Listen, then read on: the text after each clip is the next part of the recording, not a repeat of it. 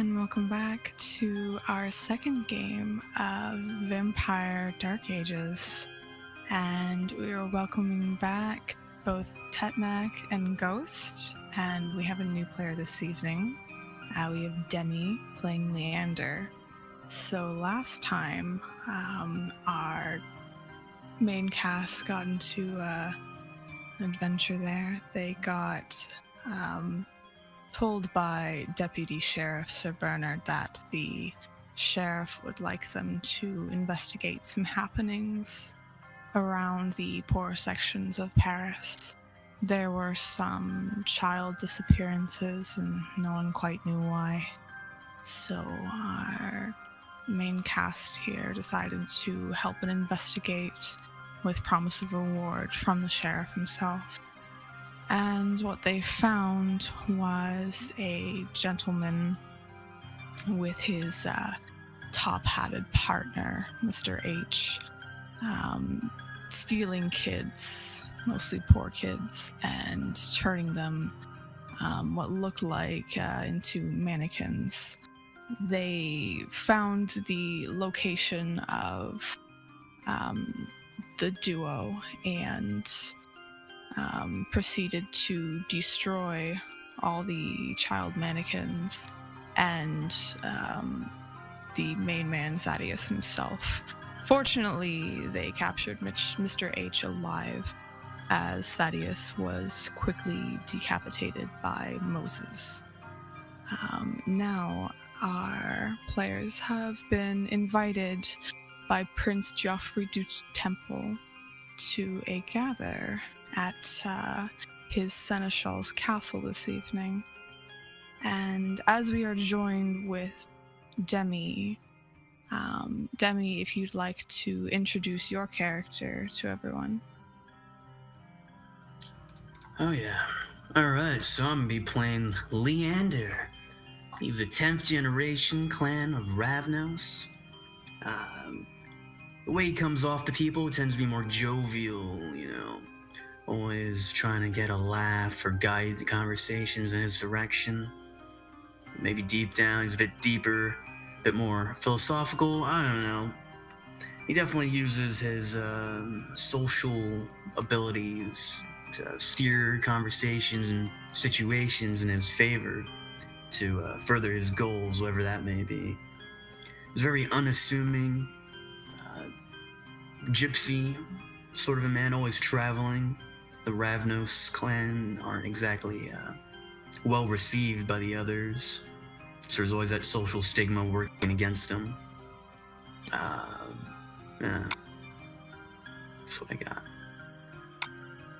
Alright, so just give me one moment.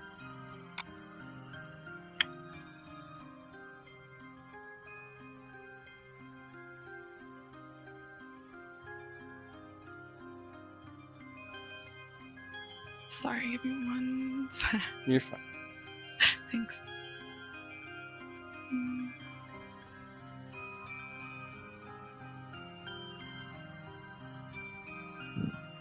Okay, so this is about a week after the last adventure, and both Moses and Viktor, you arrive to this opulent castle. I don't know if either of you know how to read, but there were nice hand-drawn maps on your personalized invitations. They both look to be signed by Geoffrey du Temple himself, or at least you assume so, though most likely it was signed by his seneschal there, Seneschal Dupuis. And as you were there, you see a most likely unfamiliar face also kind of milling about.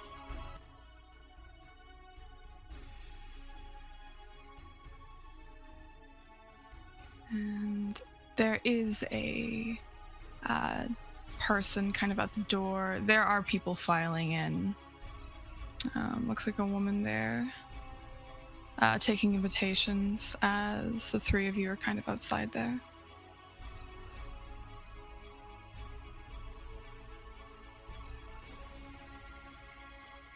Moses looks at this large castle, and you can tell he's very interested in it. He doesn't seem to be paying attention to any of the people, however. He's just kind of looking at the fortifications, and he actually kind of gets out of line and goes over to the wall and begins pushing on the stones. Solid craftsmanship. He kind of just ignores everything around him, being completely a fish out of water. Yeah, the castle is very sturdily built, you can tell. It looks to be probably built a couple hundred years ago, but some of the stones have actually been replaced, but mostly it is in very good condition.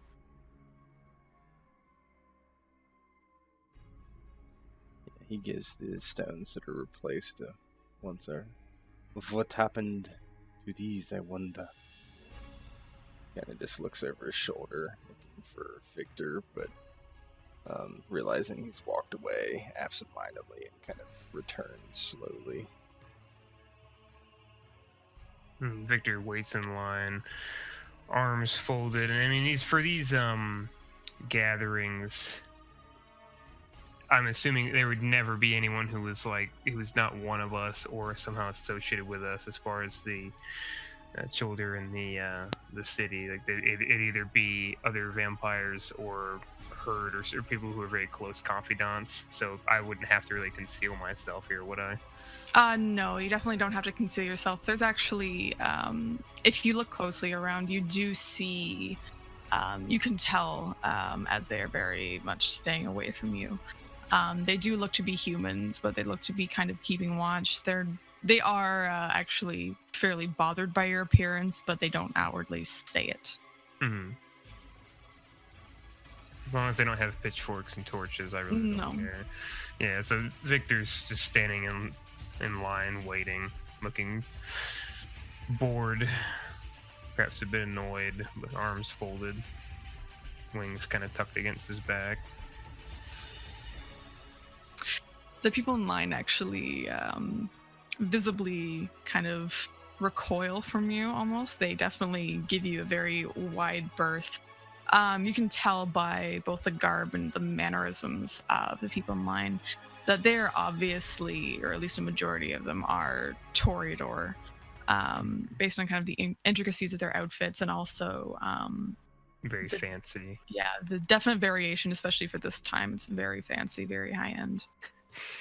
Viktor, probably not meaning to offend, but probably will end up offending, is just wearing standard rags and tatters. I mean, he's just he doesn't look at himself as a fanciful type.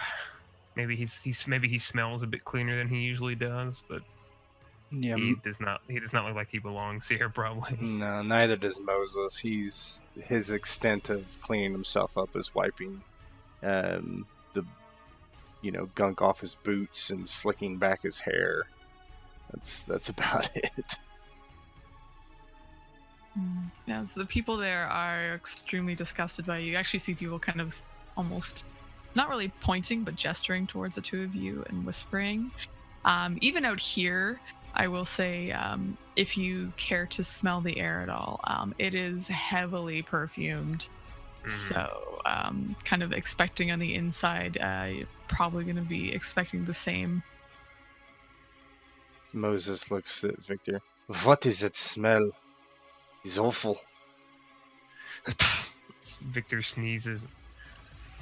I tried to cover the scent of their death and decaying flesh by any means necessary. Why? I prefer it.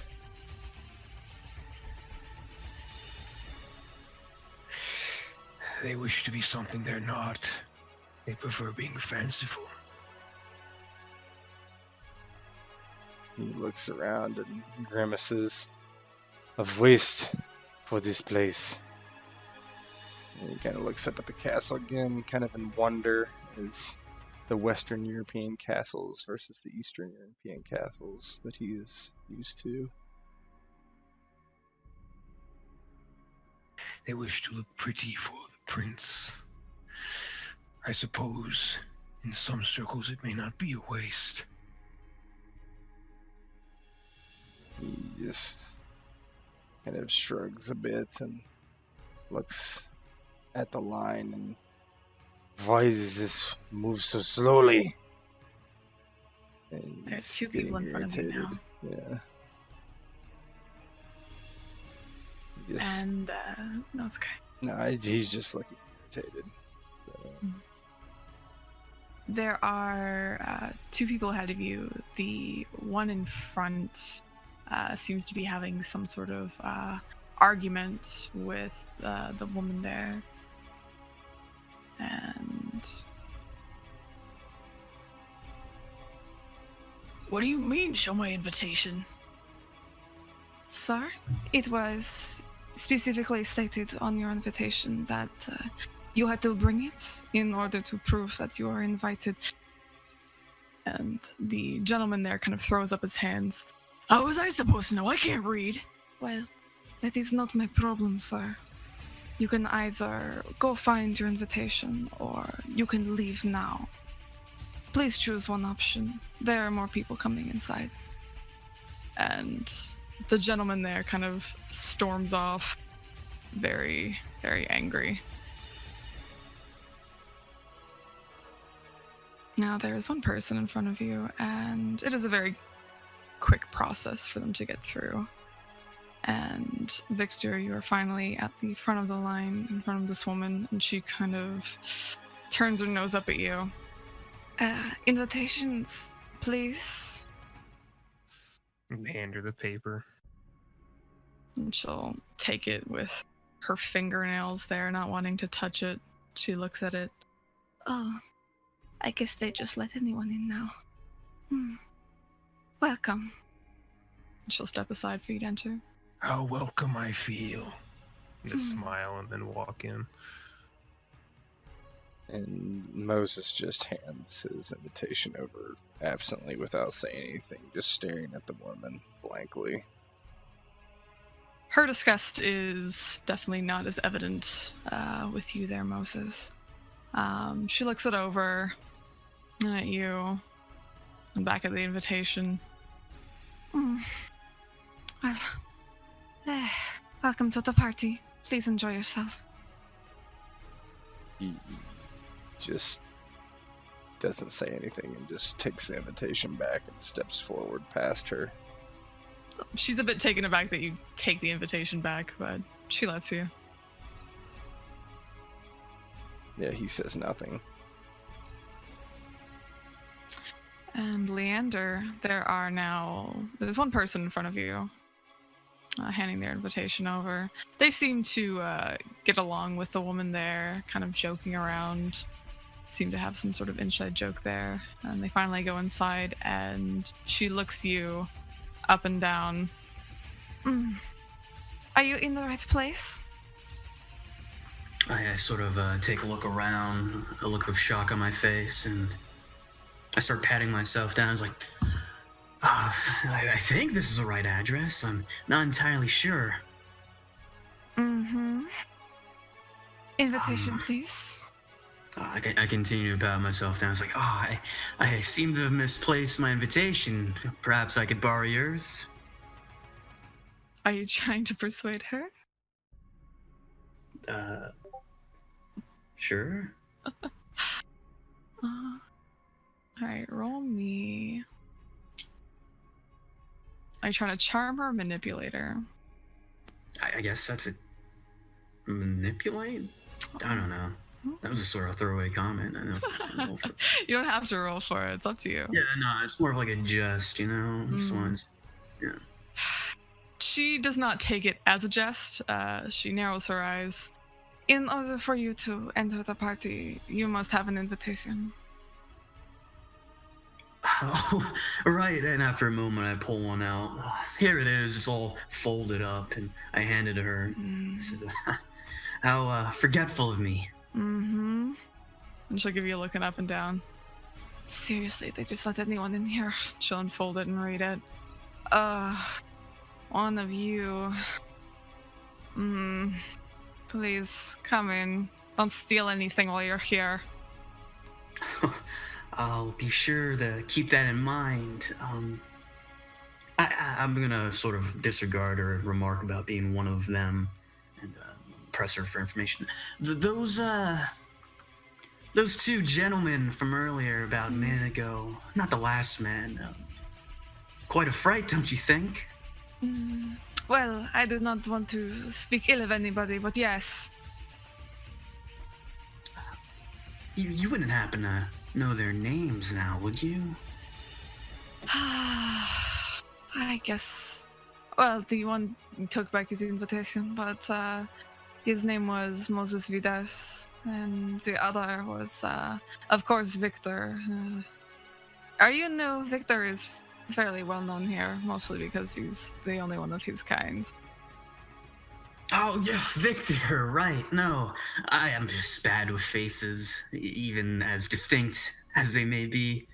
I'll be sure to keep an eye on them. They seem like the troublesome sort. I feel like the three of you would get along. Now please hurry up, there's more people waiting to get inside. Oh, yes, of course, and I hurry along. Alright. And the three of you enter. There is quite a few people already here. Let me just pull you guys out here.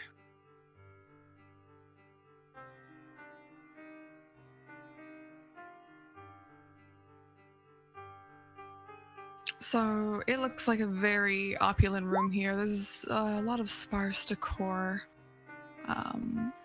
around, and there's all manner of folk, not just very fanciful people, though there are many of them. There's also some people in masks. There's some people looking about as well off as you guys, very downtrodden, but it looks like they actually showered this evening to kind of try and dress up. So you look around the room and it's like a swath of suits, coattails and dresses. It's definitely a very Toreador and Ventru court there.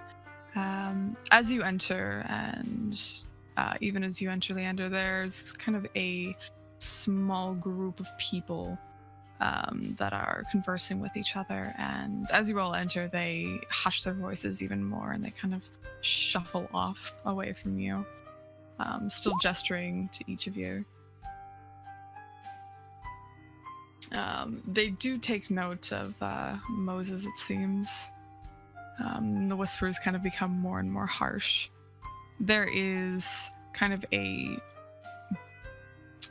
bubble of people who kind of avoid you, and the three of you kind of do get a lot of space as you enter.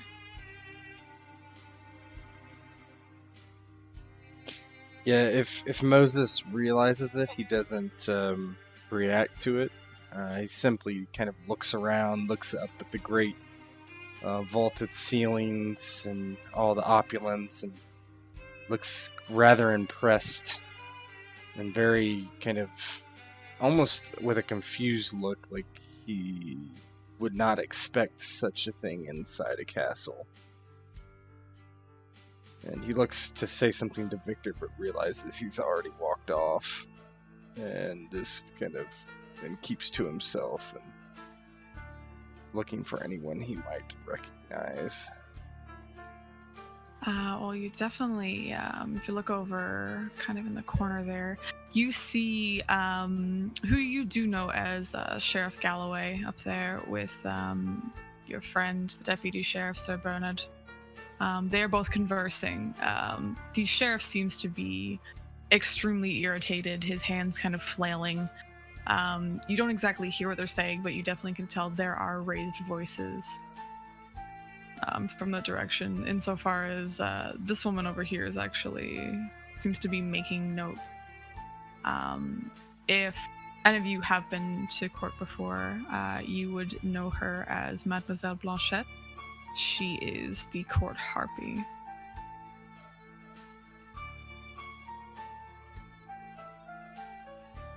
Yeah, this is definitely Moses' first time in court.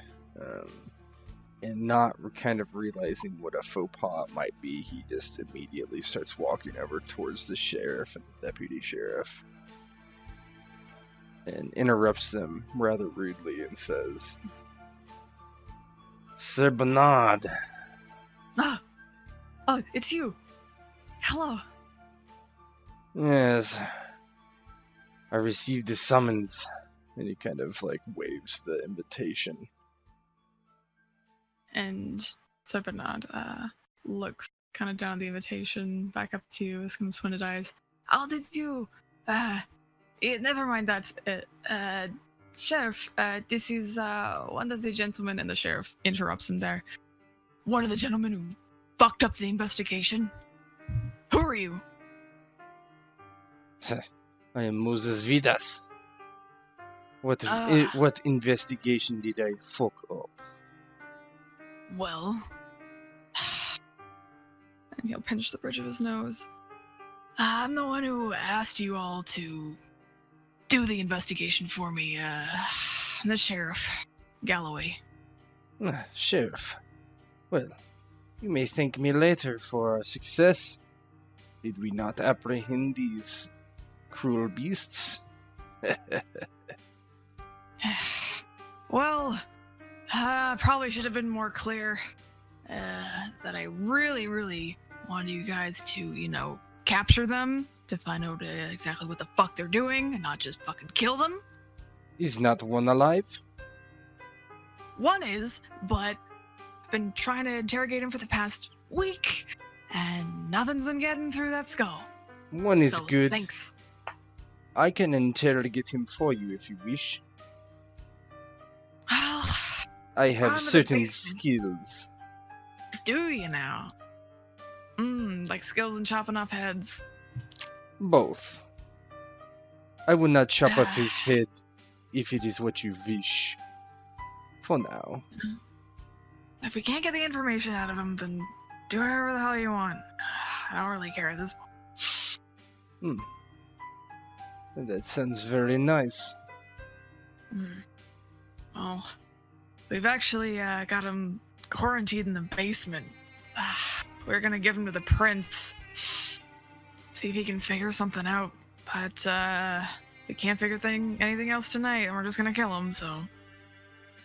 Oh, well, I wish to talk to this man. Well... Alright, is your friends here? That, what is it? What Sir Bernard would say, the scaredy cat and the kid? He just kind of shrugs. I do not know about them. The Beast Man, and he kind of waves over to Victor. He is here. Well, why don't you grab Ugly over there, and maybe both of you can take a crack at it. Very well. And he just kind of nods and then turns around and immediately just makes a direct line for Victor. Beastman, the sheriff, he wishes us to go question the one we caught. The one who wore the hat. The silly hat. He gets up and surprisingly pushes the chair back in. Fine. I wasn't having much conversation anyway. They fear you. That is Good. clear. Now, let us see where this Mad Hatter is being kept.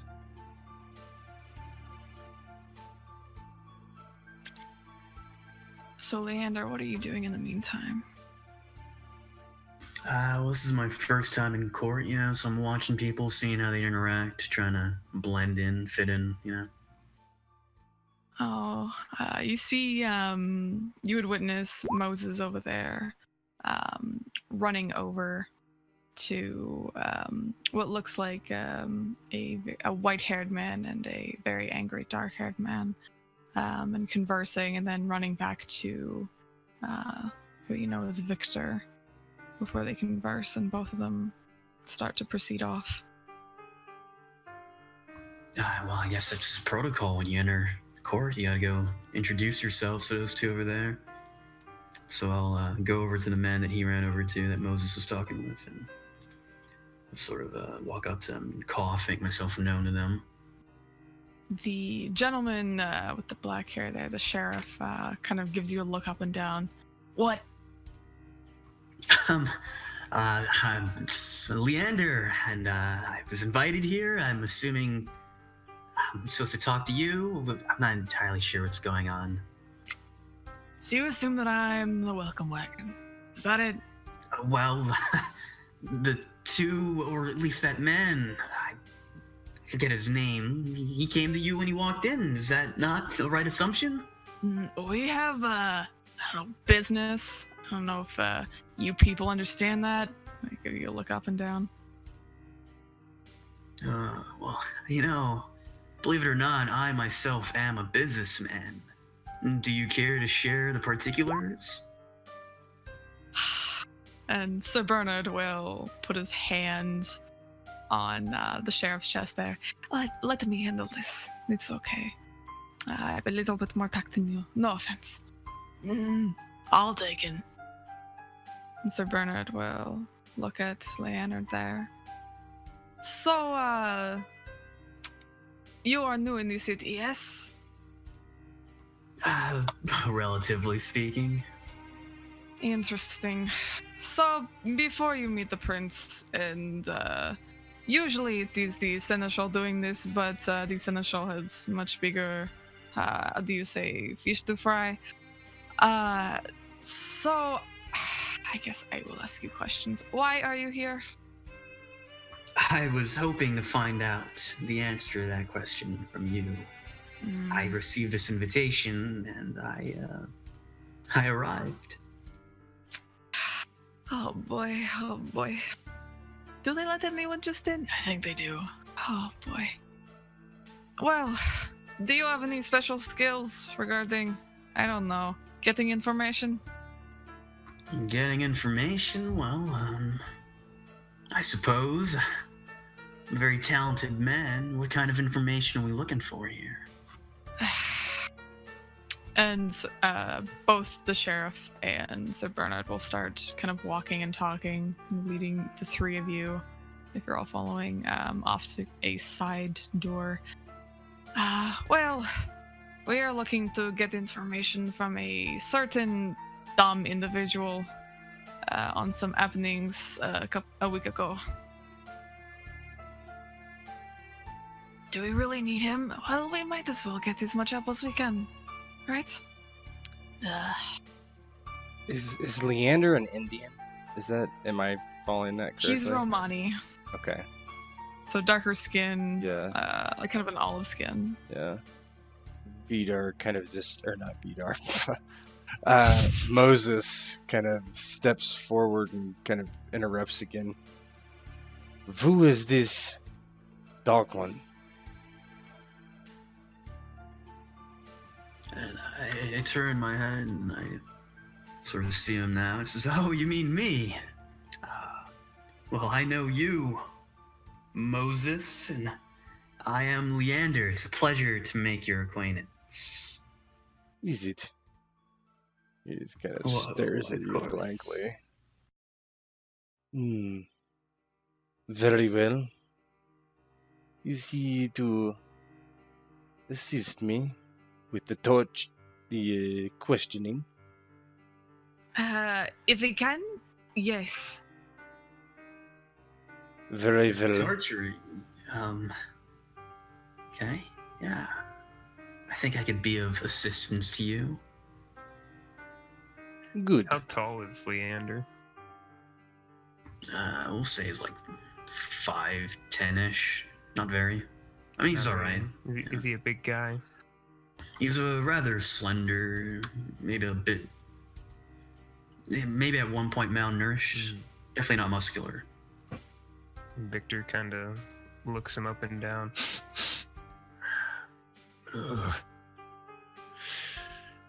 Too many torturers in the cell. What difference does it make? Moses looks to Victor. Oh, I need no help. It is just nice for someone to appreciate my work.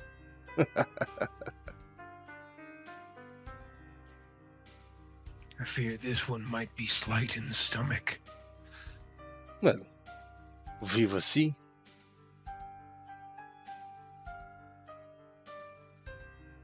We do not eat, so perhaps he will not expel his lunch.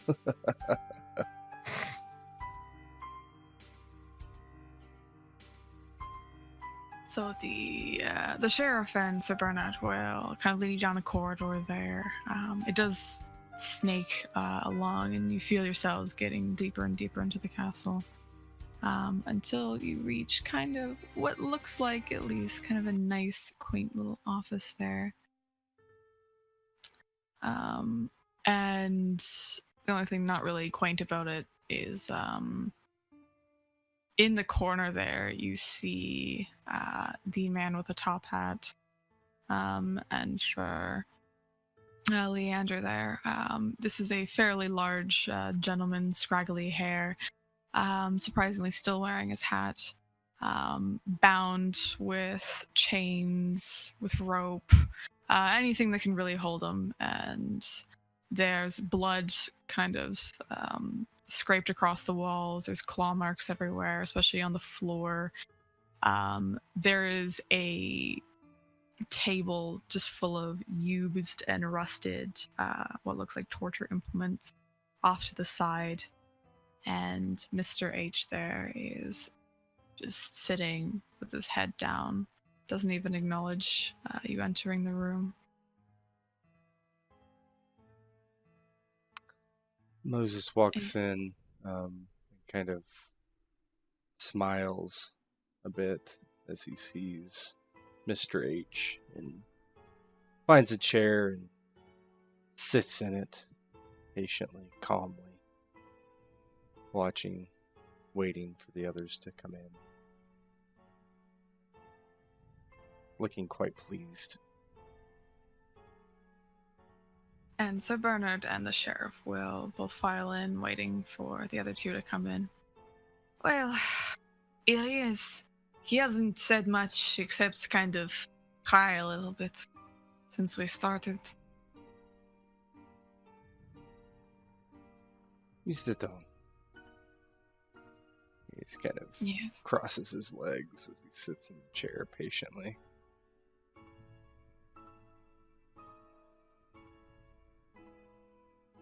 Crying about a man named Thaddeus?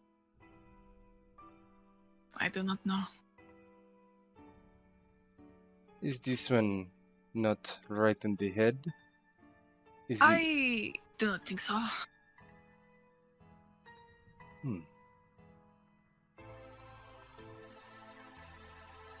Victor comes in, kind of leans up against the wall, and just waits patiently for Moses to begin his work. This is an opponent he's already beaten. Doesn't take much interest in him.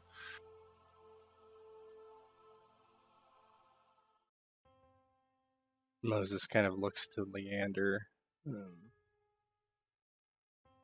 Welcome, come in. Watch. Following. Moses finally takes a deep breath out of habit, even though he doesn't need to inhale, obviously, anything. And kind of see this kind of like this is kind of maybe a routine of some sort. And he sighs, exhaling the breath that does nothing for him. Pulling the chair up, gets very close to Mr. H and just sits down in front of him. And he kind of just looks at him and tries to gauge his reaction. Mr. H looks to not move too much until he kind of sniffs the air. And he'll slowly raise his head, and he'll see Moses there. And he'll start to snarl at you. You did this! It was you! How could you? Oh, yes. How could I? I did because I could. Because it was pleasurable. It's your fault. It's dead. Oh, yes. Very much so. I took great pleasure in cutting his head in two. Ugh. He spits at you. Disgusting. Disgusting? Was it not you that were changing some children to malformities? It's art. It was art. Who It was says so good. art? Isn't the blade through a skull art? It was for me. Stupid. Stupid arguments. So, tell me. Hmm. What were you doing besides making art? Who helped you? Anything you know? Helping. Thaddeus. Just helping. That's all. Just helping. Well, who is this Thaddeus? Thaddeus. The man you killed. The man what? You killed. Oh. Yes. Well, I apologize. You do not know anything else? No. Nothing else. Nothing else. And, if you want to make me... Let's see. By the way, I don't have access to my token. Oh, no. It might be in the wrong layer or something. No, it's not. Okay. Reason. Okay, I figured out why. You should now, hopefully. Yep, I do. Mm-hmm. For some reason yours is the only one. Okay. So if you want to roll me perception plus empathy there. Okay, so 4 dice.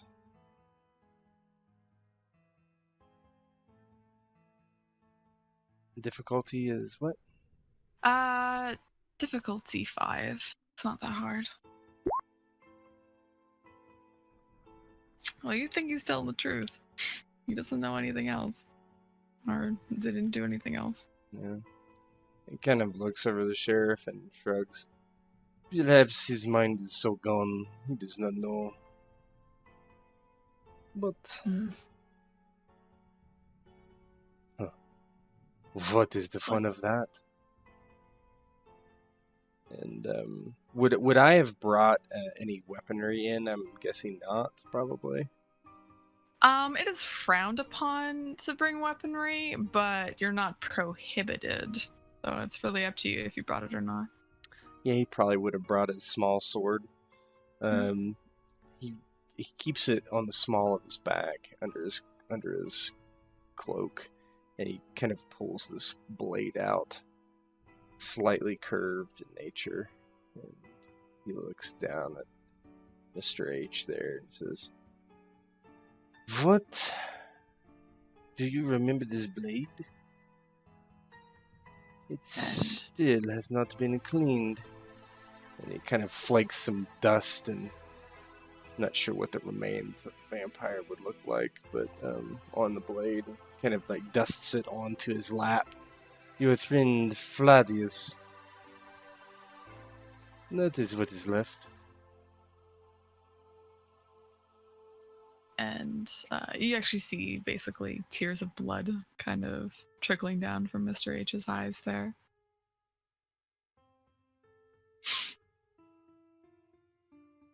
I remember. What do you remember? You killing him. What else? Do you want to kill me? Yes, I do. Well, Of course I do. good. If you have anything more to say, perhaps I will break your chains and give you the chance. Would you like that? Mr. H thinks on it for a little bit and nods. Yes. Yes. Well, move your tongue. What else do you know? Anything? Otherwise, you will remain chained, and they will bring you to the light.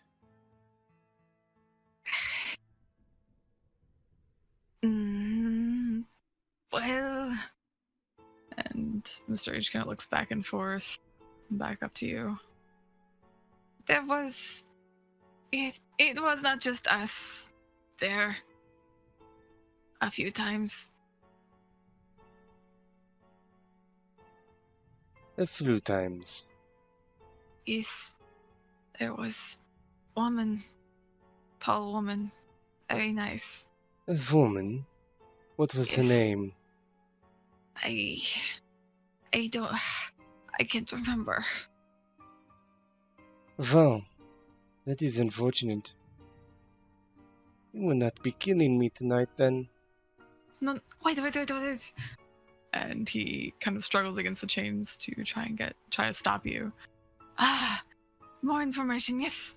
Yes. I have much more information, yes. Well, There's...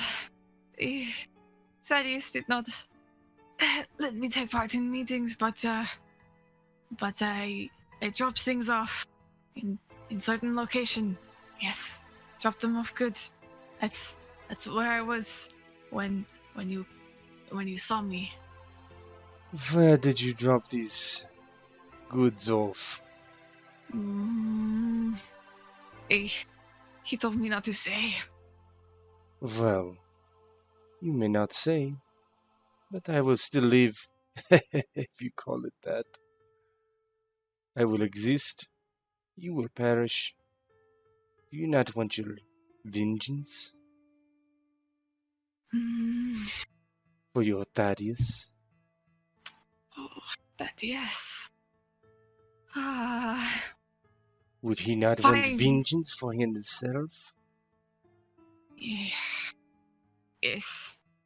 Fine. There was collections from the art.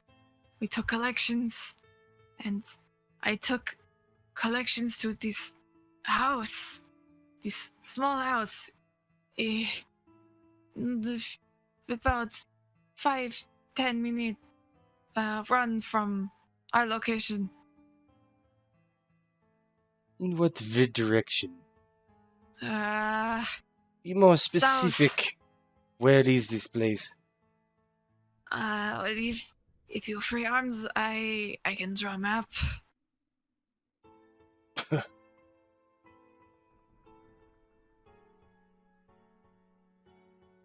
He kind of looks to the sheriff. And Free his the sheriff- arms. You sure about that?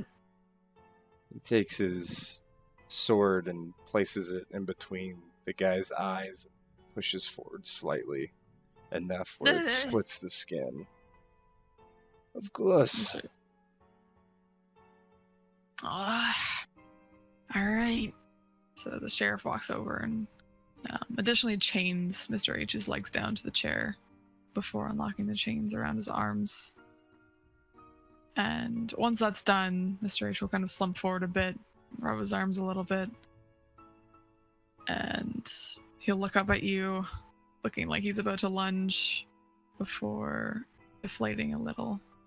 Yeah, and Moses looks over at Victor and he's like, Beastman, perhaps you should come and help our friend.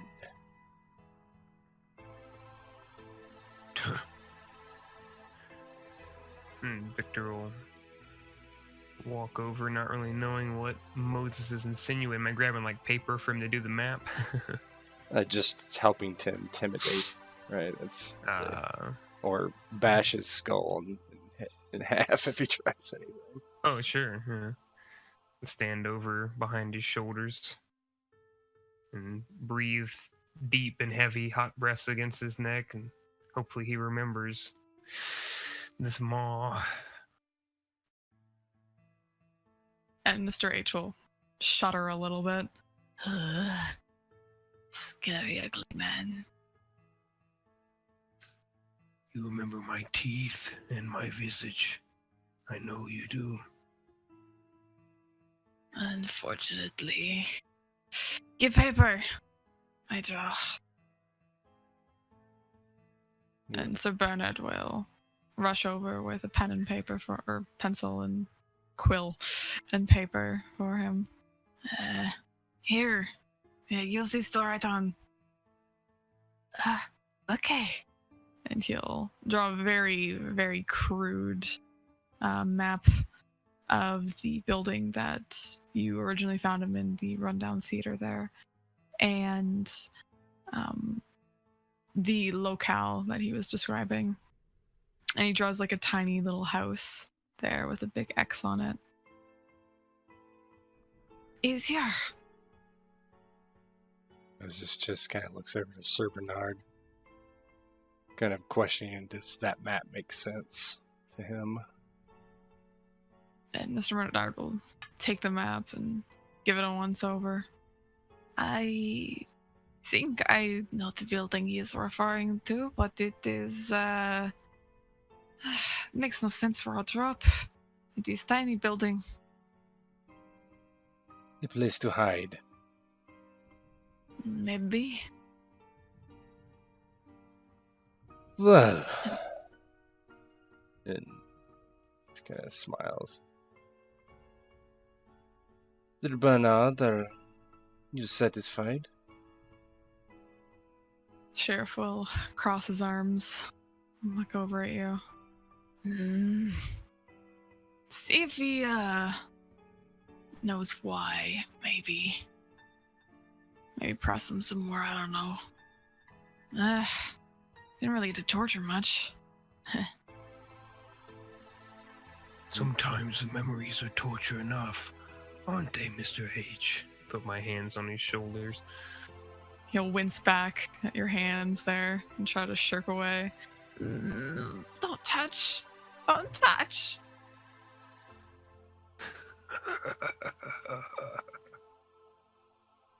Well, Thaddeus.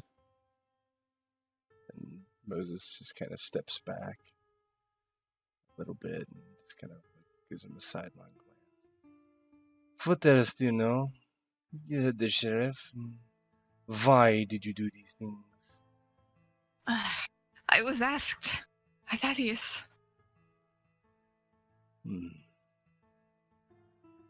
Asked? You did not ask why? Of course not. I would have doubt Thaddeus. What is Thaddeus to you? It is personal. Is he your sire? Your No. lover? No, of course not. Seems a simple question to answer, unless one is embarrassed. Not embarrassed. It's my memories. You can't have.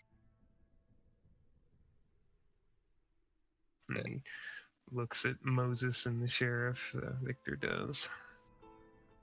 You do not believe we cannot have your memories?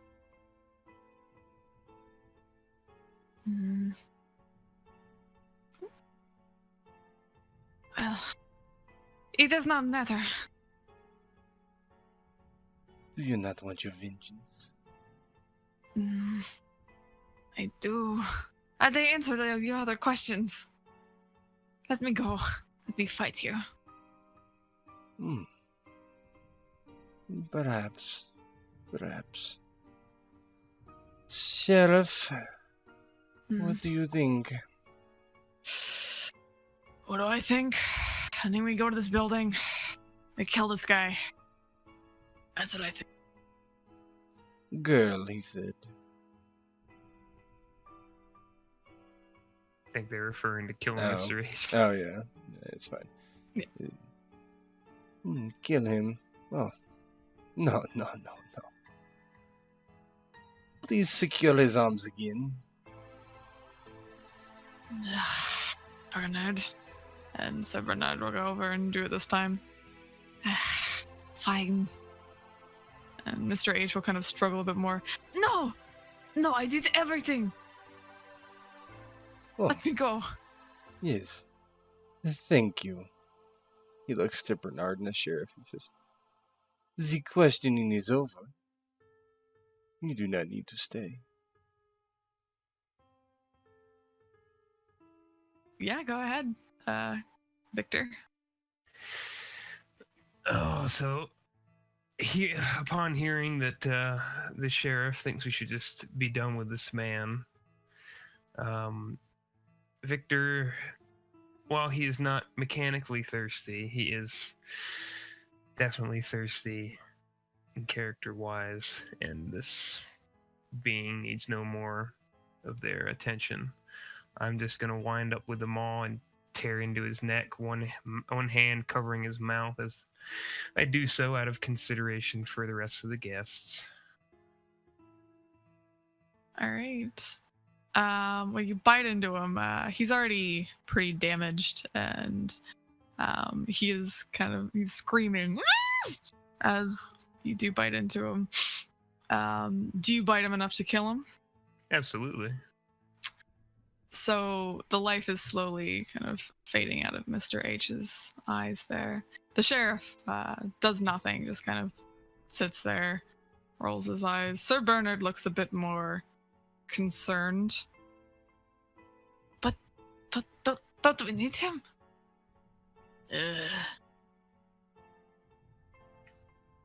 For what? He gave you what you needed.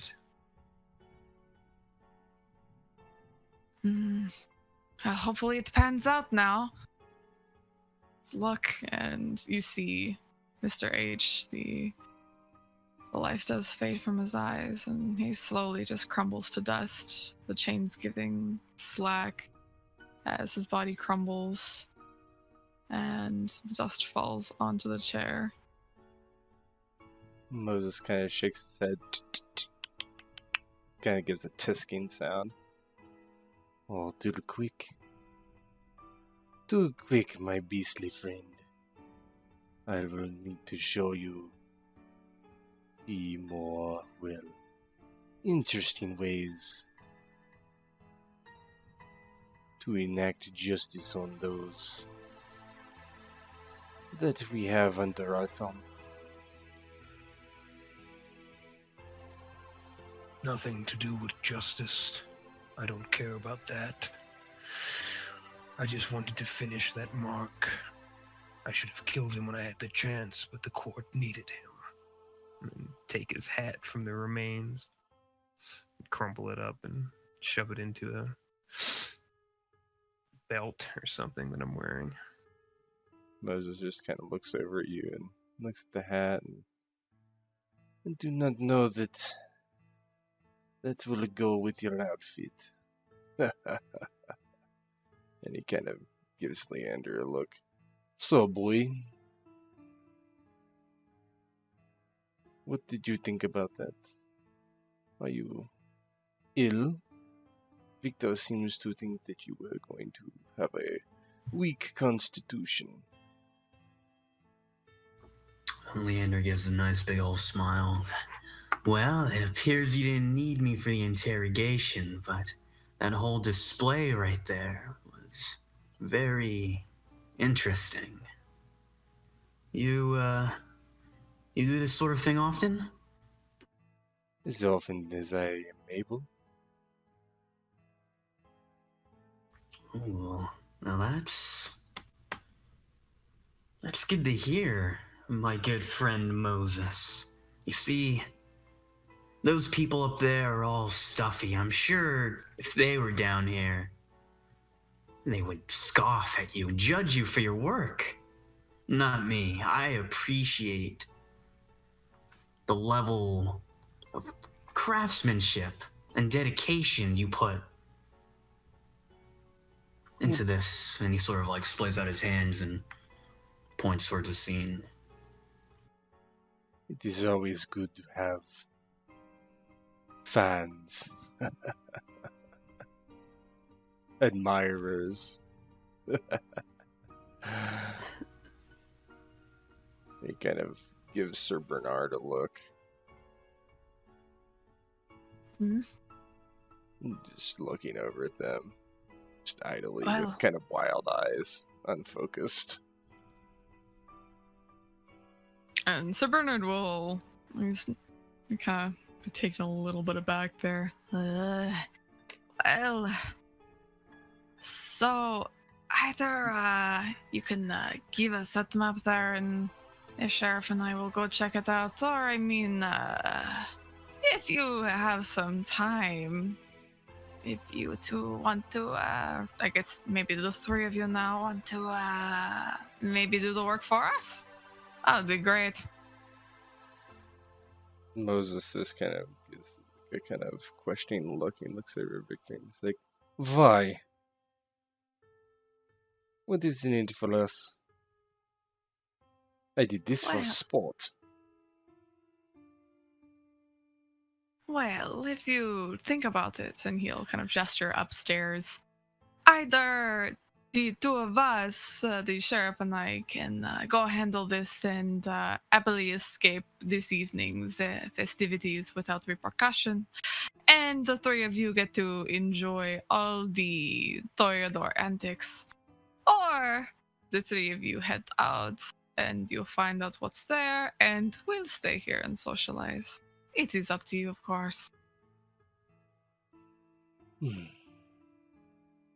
Moses kind of just gives a look over to Victor.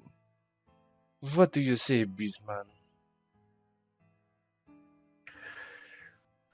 I don't care much for the antics of the fanciful, but I do care that I don't disrespect the prince. I come here at his behest. I care not for the socialites. And if we were not to be present, I do not intend to be a front to such a powerful individual. That would not be beneficial to my hunting. And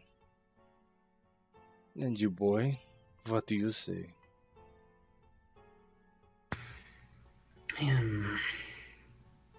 Well, you've shown me something quite interesting that I would wish to dig into deeper. Although I do have some questions about this whole court going on, this session. I turn towards the deputy and the sheriff, and I'm sure I can be of some assistance to these two fine gentlemen, but I have some questions of my own. If you'd be so kind. Like, the sheriff will shake his own head. It's all you, man. Of course. What are your questions? It has mostly to do with why we're all here in the first place, in this fine architectural structure. It's a castle, or is it a building? I forget. Sorry. Castle. This fine castle. I hear someone very important will be here later tonight, and though I want to go on this little errand, I don't want to miss out on something big. Do you know who this special guest happens to be? Unfortunately, even this type of information was at least not given to me, though I think the sheriff is informed. Yeah, but I'm not going to tell you what it is. I was asked by the prince to keep it a secret for some reason. See, that's interesting.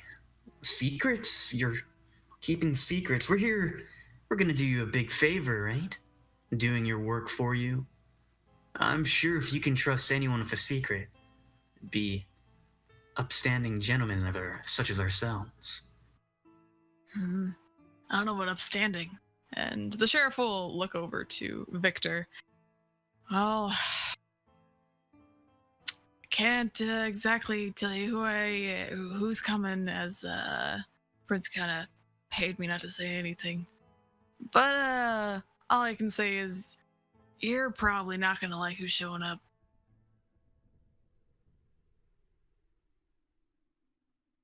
Is there a reason for that? Like I said, I can't exactly go into it, as I was paid off. Well, I think the Harpy would have a field day if I let it slip. who are we going to tell? And why would we? We know no one. Besides, I'm sure if it came up, they'd believe your tales over ours. I mean, you're not wrong. Roll me, because you're trying to persuade this guy. Let's see. Give me a charisma plus, I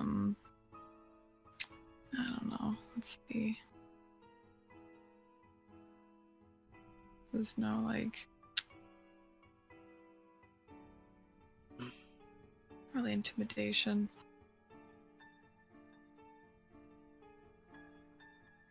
Can't you just do something like add charisma to manipulation and roll two disciplines together instead of a skill? That makes sense. Yeah. Give me charisma plus manipulation there. So, will it skill roll and just add them together, or? Yep. And your difficulty, because he's pretty hesitant on it, it's gonna be 7 there.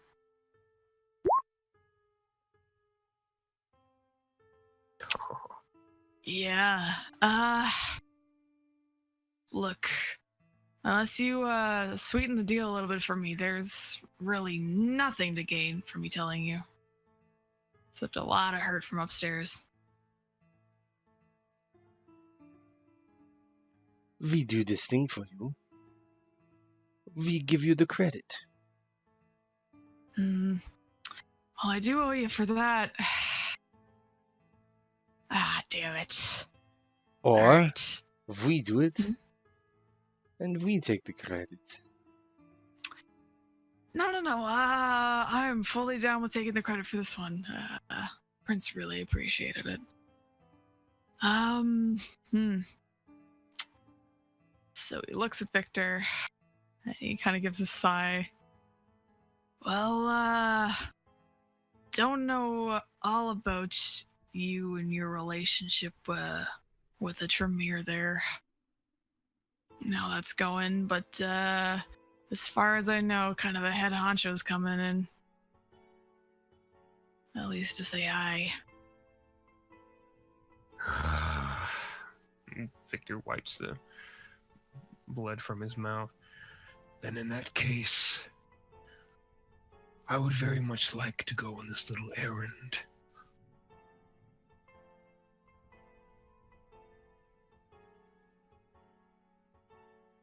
Well, I mean, if that makes you want to go on the errand, then we are happy to let the seneschal know that you are doing the work of the sheriff.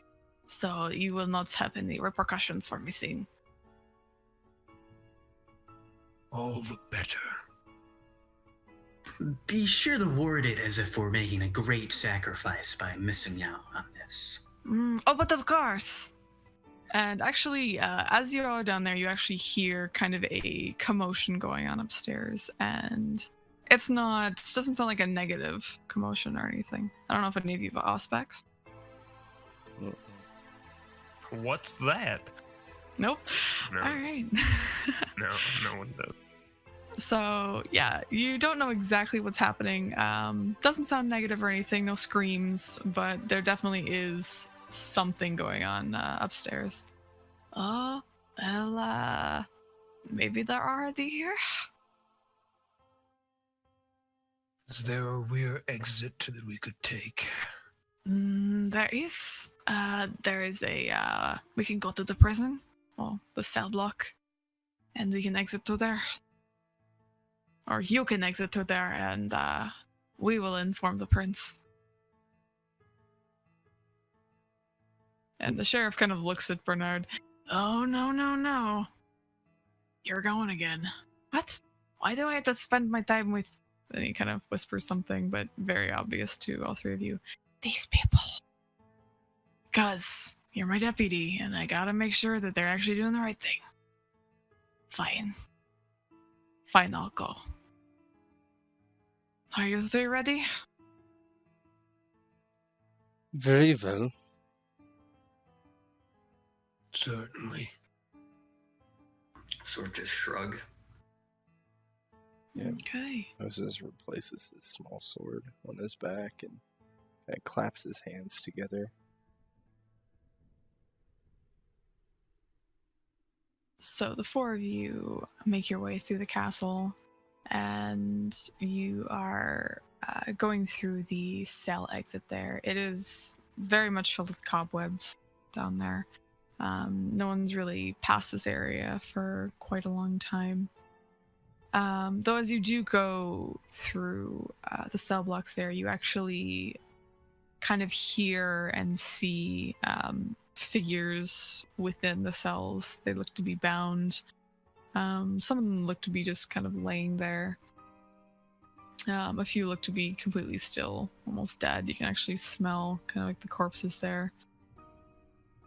But you do make your way out.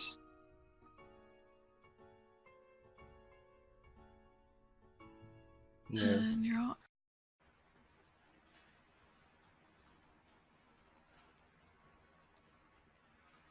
And you go back, guessing you go right to the building that you were previously at to follow the map. Certainly. Alright, well, it doesn't take long for you to, especially without the heavy rain there, to navigate to the rundown theater there. And from there, it's a bit complicated to read the map. It is very crudely drawn there. Yeah, Moses looks at Sir Bernard, assuming he's going to read the map and lead them. Yeah, Sir Bernard does take the map, and he's trying to guide you. He goes down a few streets and he turns back around. No, not this way, not this way. It doesn't make sense. And continues along, and finally comes upon a very tiny house, very unassuming. The windows are smashed in. And it looks like, as far as you can tell, no one's really been in here in a while. There is what looks like a little wicker basket next to the door there. I don't know if you want to look inside or anything, or just go inside. Up to you. Moses looks down at the wicker basket and looks at Sir Bernard. Open that. Why do I have to open it? He just kind of looks at him. Fine. So Sir Bernard extends his hand very cautiously, very carefully, as he lifts the handle of the basket and looks down inside. Doesn't look like there's much. And he'll actually pick it up, turn it upside down, shake it a little. Nothing really comes out, but he'll turn the basket back over and stick his hand in. He'll draw it back out, and there's some dried blood on the inside. Oh, damn it. I think it got on my sleeves. Ugh. Moses just kind of gives him a sidelong glance, like, why is this guy such a pussy? Kind of, like, just very, very surprised, and he finally says, perhaps it is where they dropped their goods. It looked like the goods maybe were flesh related. Perhaps. And he kind of scratches his chin, looks around. I have an idea. You would not like it. Oh, of course. What is it? This woman, she likely does not know that the Hatter has been captured or killed. Perhaps we make a delivery. Drop human flesh, kind of waves to the basket, and wait until she comes. That just sounds like a good plan there. Where are we going to get some flesh then? He kind of looks around. There are a few people milling about in the area, most of them poor, as it is late at night, don't really have a home. There's, you do see, or hear actually, a prostitute and whoever her customer is kind of going at it in one of the alleys there. There are plenty of poor beggars we could take back into this place. Or perhaps, since this lithe one is quite good with his tongue, he could convince one to come in here and make it all the easier for us. Moses just shrugs. That seems acceptable to him. But Well, Leander? Leander sort of looks around the group and he says, in order to track down that woman, is this extra time-wasting activity really necessary? I'm sure there's a more efficient way we can go about this. You're right. Why waste any time talking? I'll just go take one. No, that's not exactly what I meant. How long was that Mr. H man removed from... I'm trying to word this way. How long was he in captivity, is what I'm asking here. About a week. It is, I think that is the timeline of when we stormed the theater there. Can you honestly say for certain that your current prey would not be suspicious? Well, we didn't get to ask how often the drops were, and Bernard will kind of give a glare over to Victor. Right, well, we don't have that information. We can't run in blind. If we act so hastily and set up an obvious trap, we'll just tip them off, and they'll get away. if they know he is dead, they are not coming back here. Ever. If they don't, they come back.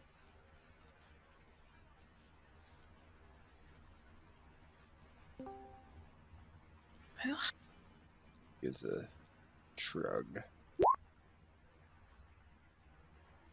Do you worry about the flesh of some whore?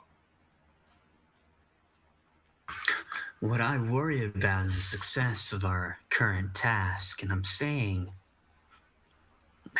such a bold action may not end favorably for us. Then what is it you suggest?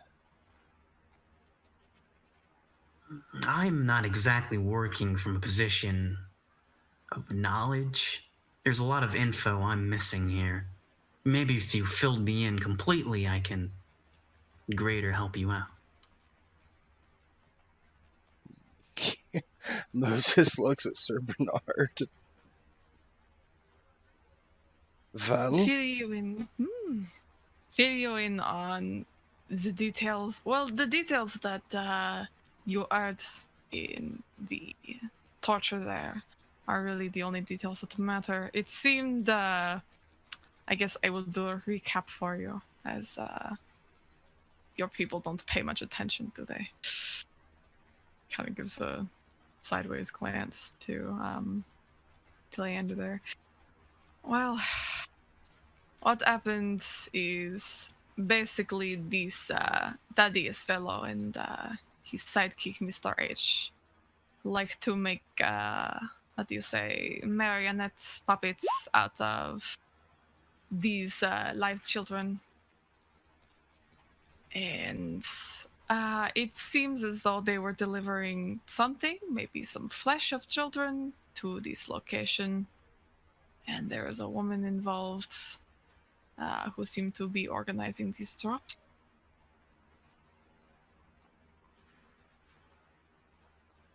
But we don't know how often they were.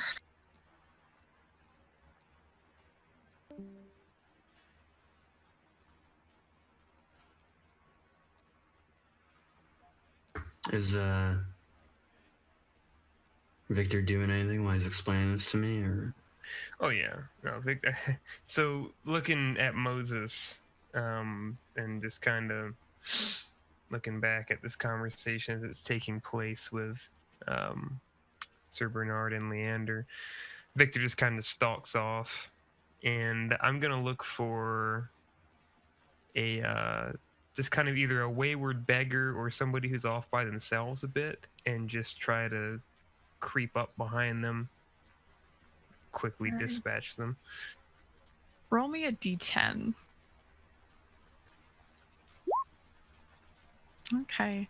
So, you go down an alleyway there, and you actually see what you were hearing earlier in terms of the prostitute and her clientele there, just kind of going at it. Looks like they're just about to finish up there. And the gentleman pulls his pants back up. He looks at you with kind of a look of horror. Are you masking yourself at this point? I would have pulled my hood up if I was going to be in public, yeah. All right. Good. So he looks at you kind of shocked. What do you want? Why are you looking?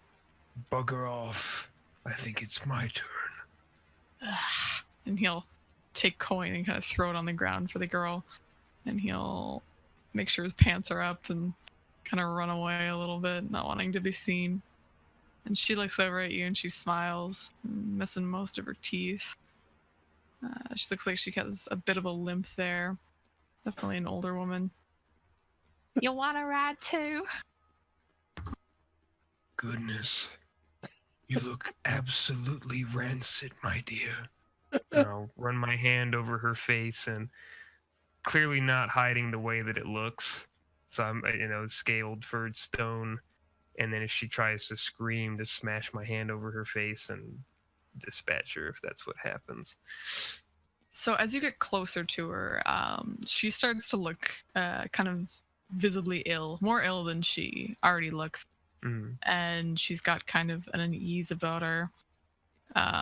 Before you grab her, it almost looks like she's kind of about to bolt there from you.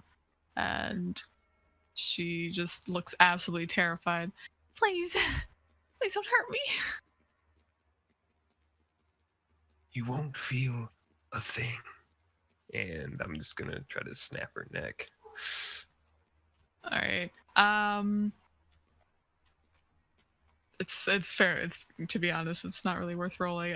It's really easy to snap her neck. She's got a fairly, she's a very thin woman, very gangly, so kind of like a twig there, and it just snaps in your hands. I throw the body over my shoulder and walk back into the place where we were at, the little house, closing the door behind me.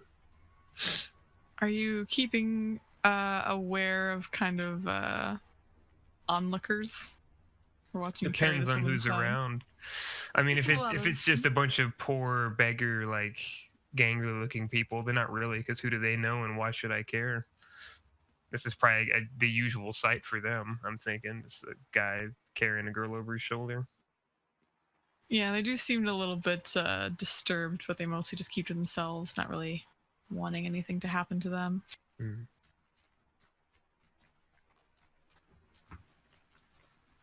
And then I close the door as I return with the corpse. So the house does, since you've entered the house there, the houses look very, kind of very normal, almost, for kind of like a poverty-stricken family. There's 2 beds kind of pushed up in the corner there. There's like a small little kitchen. Everything's kind of in that one room. So you do see, and no one's really trying to hide it. It looks like there looks to be a trapdoor underneath one of the beds.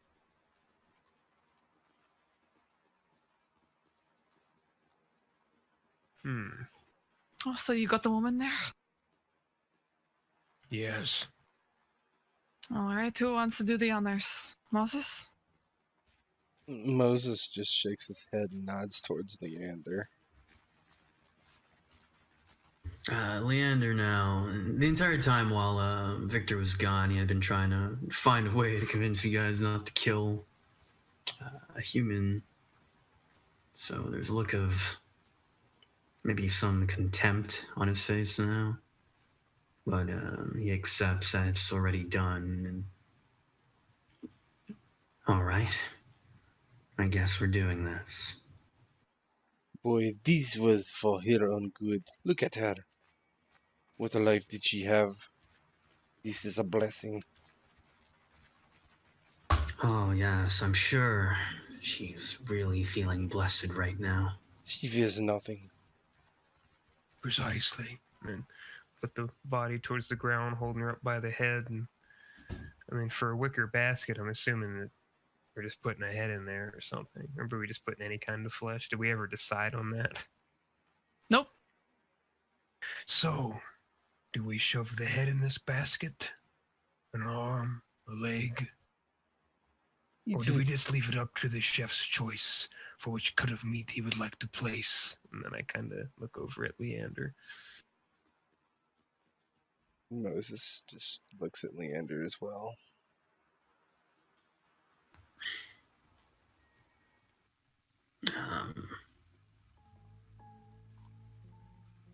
Let's think about. Okay, I have a quick question. Sorry. Mhm. So, as long as I'm not the one who kills a mortal, it doesn't like do that sin thing, right? Or is there like a penalty for? I don't know what the sins are for when it goes against the paradox. Let me just see here. Like, So how pissed am I supposed to be about this?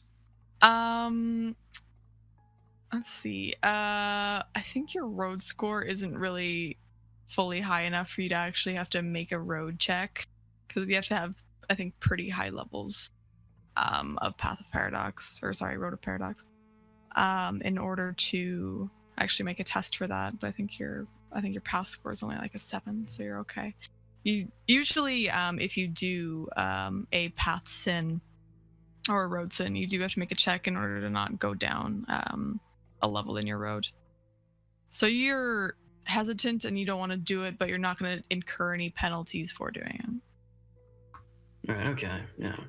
I'm sorry. Well, I didn't know exactly how that worked. Oh, that's okay. Yeah. No worries. What were the options again? Sorry. I didn't. What was the last thing you said? Oh, I was just kind of fucking with you about what part of the woman we should put in the wicker basket. Well, Holding their corpse up in front of you by the head. Obviously, we want to go with the most appetizing one. Which is? Please Let's go enlighten with, me. Everyone enjoys a nice tender loin.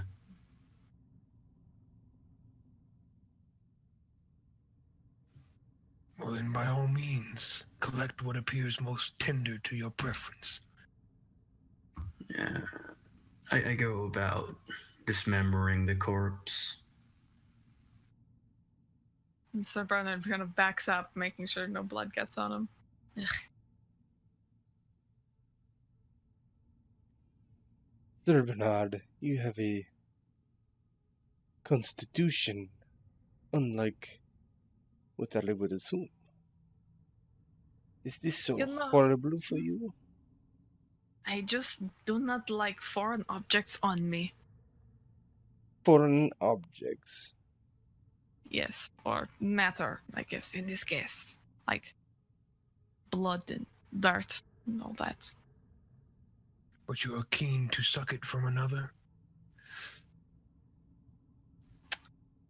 Well, You do have a point. I try to sterilize as much as I can. I make a point of trying to get blood on this man as I'm going about my business. He definitely back. Give me a D10. Okay. See if you can get some blood on him. Which Pretty good. he will also roll D10 to try and dodge. Well, you definitely get some blood on him. And he is thoroughly disgusted. God, why'd you have to do that?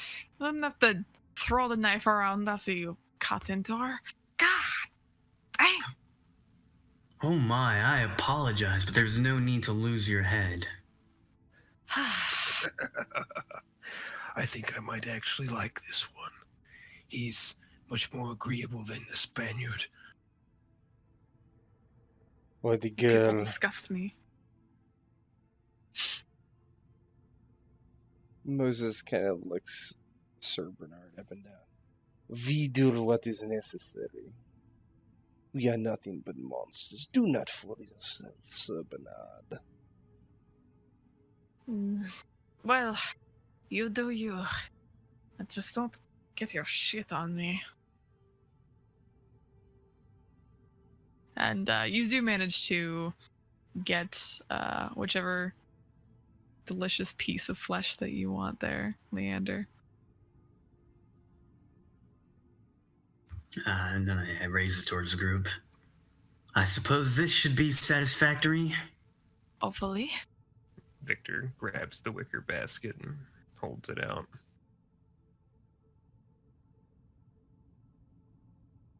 Oh yeah, I'm placing my my carve into there. As I'm putting the basket back down, It's not hard to notice the trapdoor you said. Nope. You can easily notice that trapdoor. while I was away collecting meat, did any of you think to perhaps look down there? Moses just looks between the trapdoor and Victor. I was too busy listening to these two prattle. Victor will flip the bed over that's on top. Is there a bed over top of it? Yep. Yeah, it's kind of recklessly kind of flip the bed to the side. Makes a very loud clattering noise. And then look and see if there's a lock or anything like that. There is. I'm just going to try to smash it. Give me a strength check. Add potence if you have it. Oh, man, And if I fail difficulty. this- Yeah, no, difficulty 5. For the average lock. Strength brawl. Yep. I'm gonna punch it. Oh my god, I forgot how stupid this guy is when it comes to punching shit. 1, 2, 3, 4, 5, 6, 7. Okay.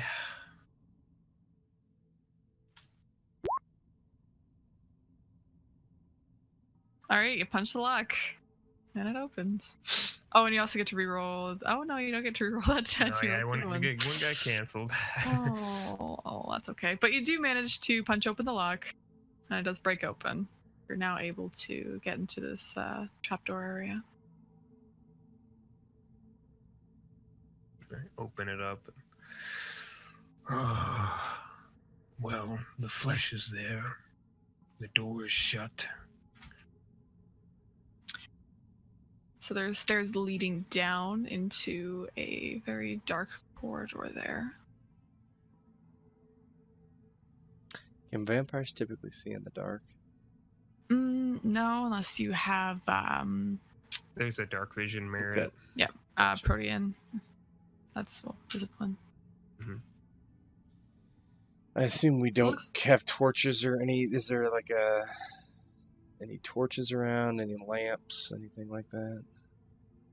Yeah, there is a lantern sitting on the small little desk there. Looks to be kind of half filled with oil there.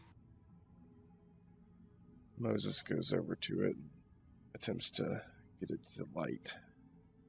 Takes you a few tries, but eventually it does kind of spark there. Question for all of you. Is any of your courage, I think, one or like one? No. Not for me. No. Okay, good. No. Well, y'all are good. So none of you are scared by the flame erupting from this lantern, but you now have light. Moses just extends the lantern for someone else to take it. I am not going down first. Victor will grab it.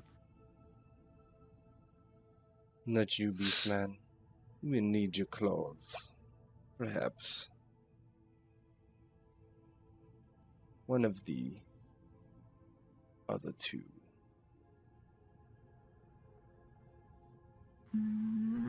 Fine. If you want to give it to me, I'll take it. And Sir Bernard will reluctantly outstretch his hand. Wonderful. And he gives it to you and draws You'll take his it. small sword off his back and leisurely walk towards the stairs.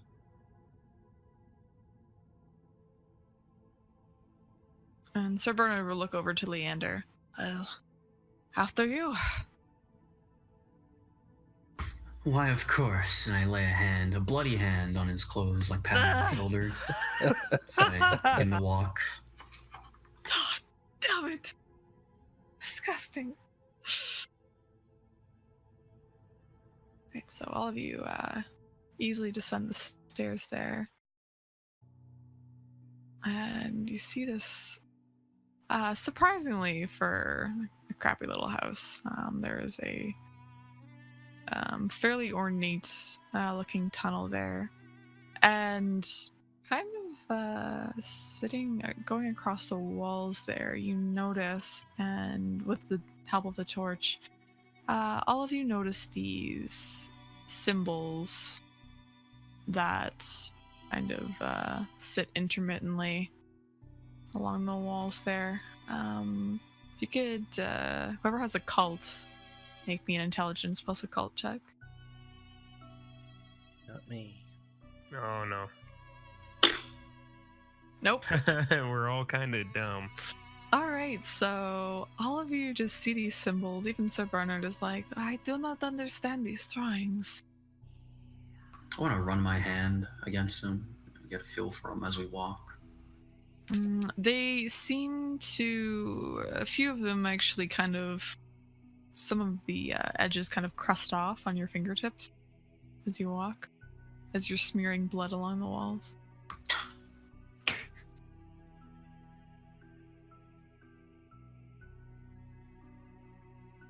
I don't know what this means, but I suppose we should press on, yes? I do not know either, but I know I leave markings in my territory. These could be the markings of a hunter. We must be cautious. Well said. And with Sir Bernard's other hand not on the lantern, he'll draw his own sword.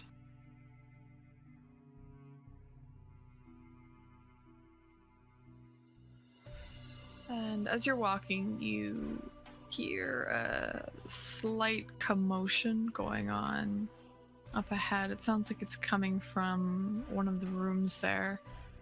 There's a shut door. Looks to be pretty solid wood. Doesn't look locked though, as far as you can tell, but you can definitely hear arguing going on the other side. I sort of put out my hand, like telling the others to stop. If they oblige. Bernard Well, stops. I stop. I'll see what the little man does. I want to, like, sort of creep on over to that door and try to just inch it open a bit so I can get better listen in. Maybe catch something from the corner of my eye, you know? Well, if you're sneaking there, roll me a dex plus sneak. Oh, yeah. So 2 plus And you need difficulty, because they're arguing, difficulty 5. As long as you get 2 successes, you're fine. There you go. Alright, so you easily sneak kind of a peek inside the room, and it's a very well-lit room inside there. And from what you can tell, it looks like you're on kind of an upper balcony there.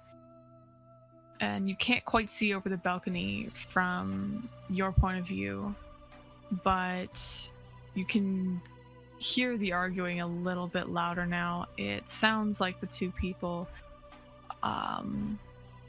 are arguing in, you're not too sure the language. What languages do you all speak? I don't know. You definitely speak Romani and French, probably Anglo-Saxon. Y'all can make up some languages if you want. It's fine. I mean, I Hungarian and French would be for me, probably. Probably just whatever's local, because I mean, Yeah. becoming a grotesque, you'd lose a lot of your memory. So I probably wouldn't remember most languages I might have known prior. Yeah, I would know Slavic. It's maybe whatever the Slavic languages are at the time. So Right. yeah. Wherever we're based at locally, I would know, but other than that, I probably don't remember anything. Yeah, none of you, unfortunately, none of you do recognize the language. It sounds kind of harsh. Definitely. Are they both men, male, female? It sounds like a woman and a man arguing.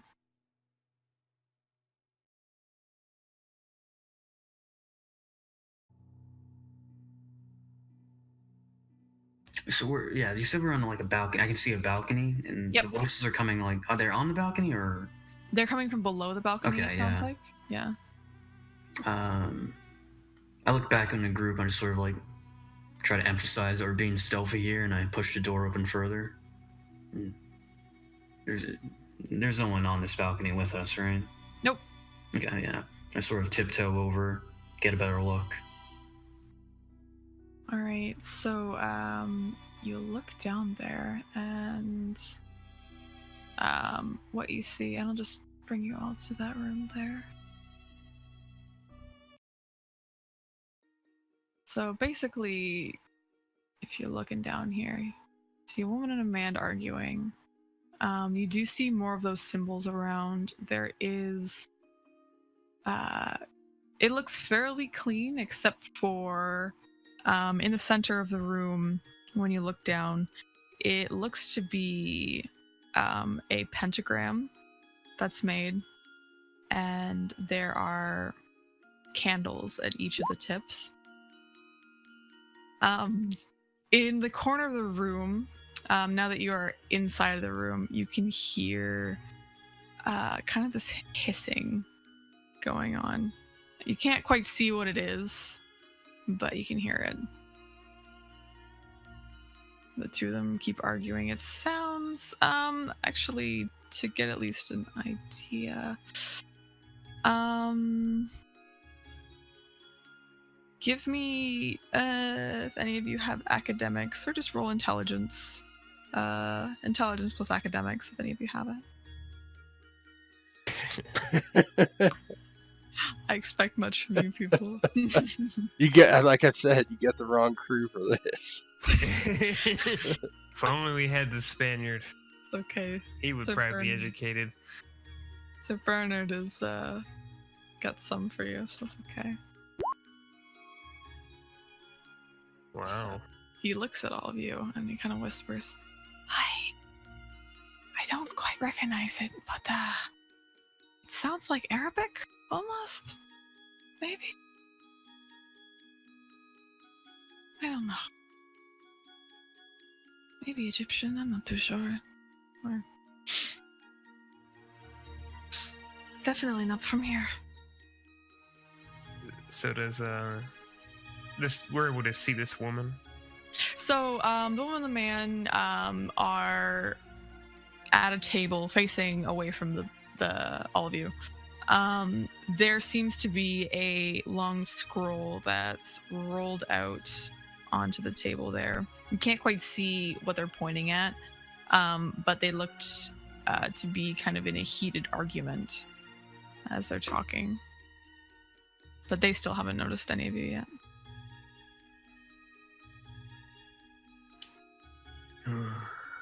Perhaps we take them quickly. Perhaps we will want to question them. We only need one to question, and you are looking for a woman, yes? Moses smiles. Matt, let me ask you a question. Can vampires sense other vampires by sight, or do we know if they're kindred or kind, or?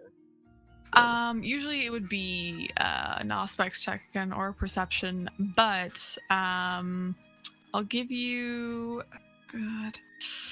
maybe a perception. Give me like a perception plus wits to smell them. Okay. Any of you can, it's fine. Or even intelligence plus medicine if you have it. See if skin color wise. I'll do a perception wits if that's still a thing. What is the difficulty? Difficulty 5. Get at least a success and you're good. Oh, there we go. Oh, well, awesome. So all of you can tell that these two are not kindred. They seem to be human. We recognize what a pentagram is, though, right? I mean, we know that's common knowledge. Oh, yeah. That's very, especially in this time with like witches and burning at the stake kind of thing, and church being more prevalent, and kind of the power of the church being more prevalent in this time. You definitely know that it does have some tie-in to satanic rituals or demons. Yeah, I'm a former Knight Templar too, so. Yep. Oh yeah, you definitely know it looks like some sort of summoning circle there. Yeah. Now that I know they're both humans, I want to retract my previous comment. So we should capture them both and get more information that way. You have a change of heart. Well, last time you had only one captive and you didn't get the full story, so let's try not to repeat some mistakes, yeah? It makes a point. You guys kind of notice Moses looking a little different than normal. He doesn't look as crazy-eyed. Instead, he's actually looks very focused and almost a concerned look on his face as he's looking down at that pentagram and then down at the two people. And something is a little off with him, you can tell.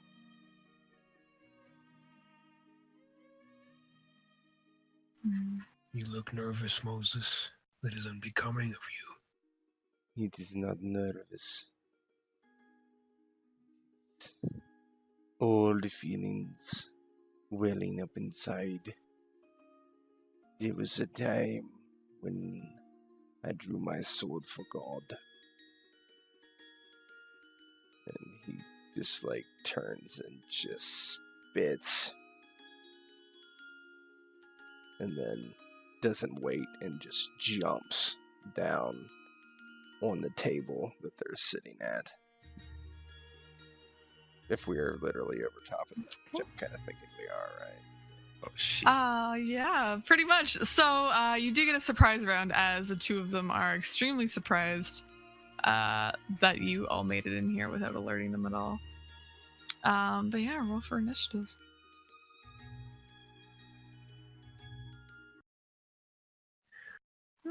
Oh boy. Would I prefer celerity? Is that just If you have celerity, you have to pump some blood into it. Oh, that's awful. Yeah, I'm pumping one blood into my celerity, so it gives me.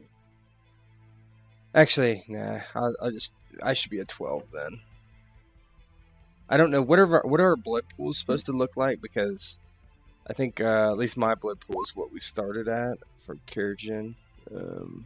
I think. Is that what it's supposed to be, or? Let me see. I would assume we fed and all that jazz, right? Oh god, yeah. Yeah, you definitely fed, so you can take those X's off, probably. Isn't that how much? The X's were to track how many you had. Yeah. Because can't you have up blood pool up to your, what is it? Generation? Is that right? Yeah, there's certain for let me just check here.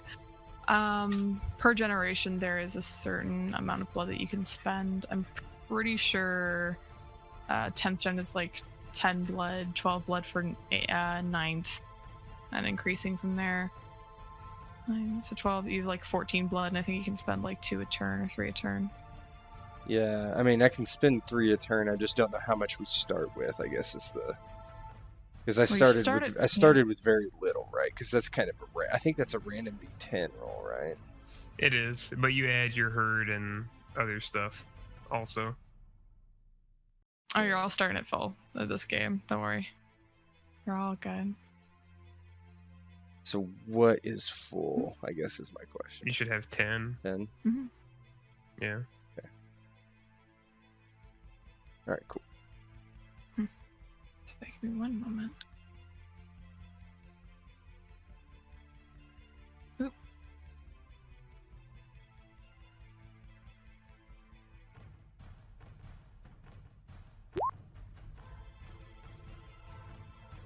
Oof. Yeah, they are not fast. Oh yeah, they're really surprised. Yeah, they're very surprised. So you also get a surprise round. And this guy.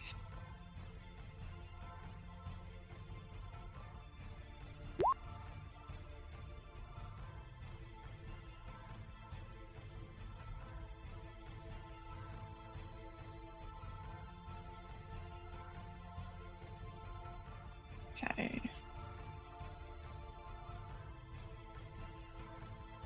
And there's one more guy that you guys heard at least.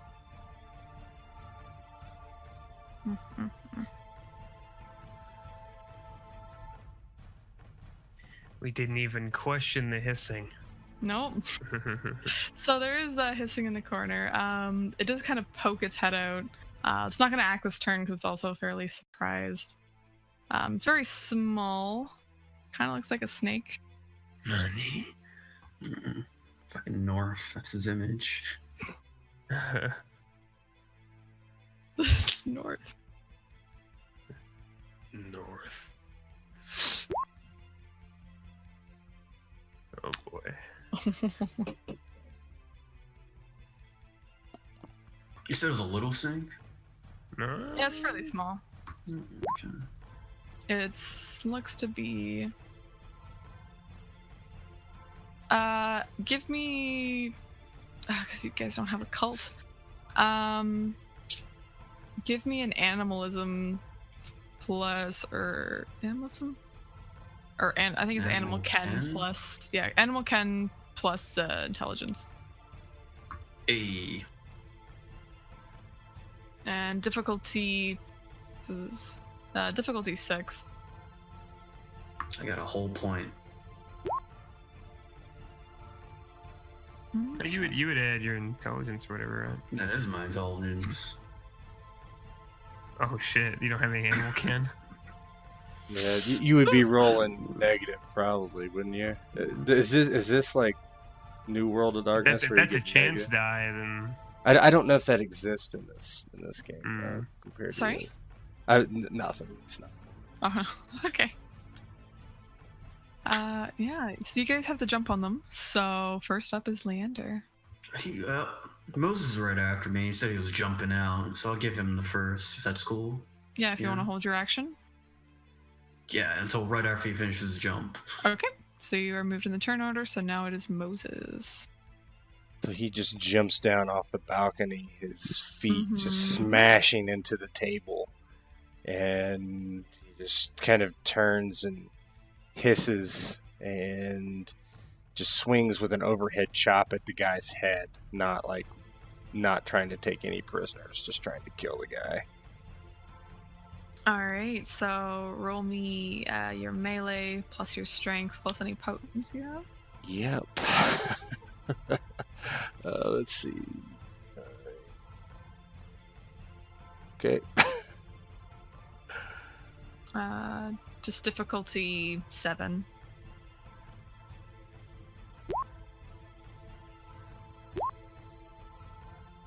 All right, well, tie goes to player. You hit him. So how does damage work? Did we figure that out? I think so. I think it's just like a standard. I have a combat system thing I can link. Thanks. Let me see. Thank you. Mm-hmm. And of course, did it make me? Oh, I thought it made me lose the game.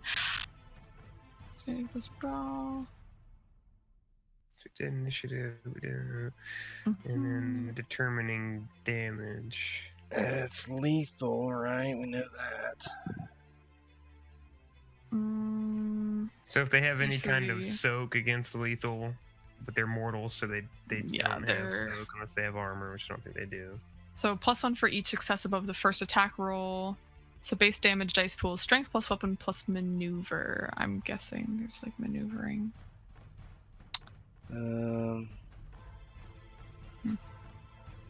Strange. They don't put Was there?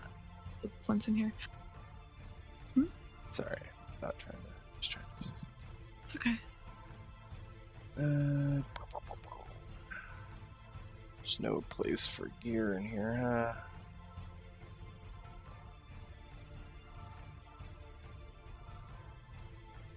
Hello. Okay. Strength plus weapon plus weapon / maneuver. So it's Ah, +1 okay. for each success above the first. Where are the weapons then? I don't think they have them on that. No, I'm looking in the book because there's not a place for to put them in your sheet. Oddly enough, Thanks. I can see. You're supposed to use your hands, man. Control F. Let's see. Maybe no. I don't know if it wouldn't be a weapon skill. Equipment.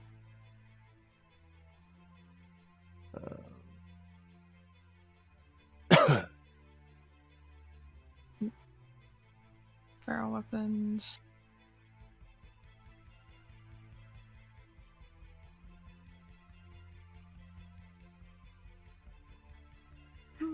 Looking up in the book.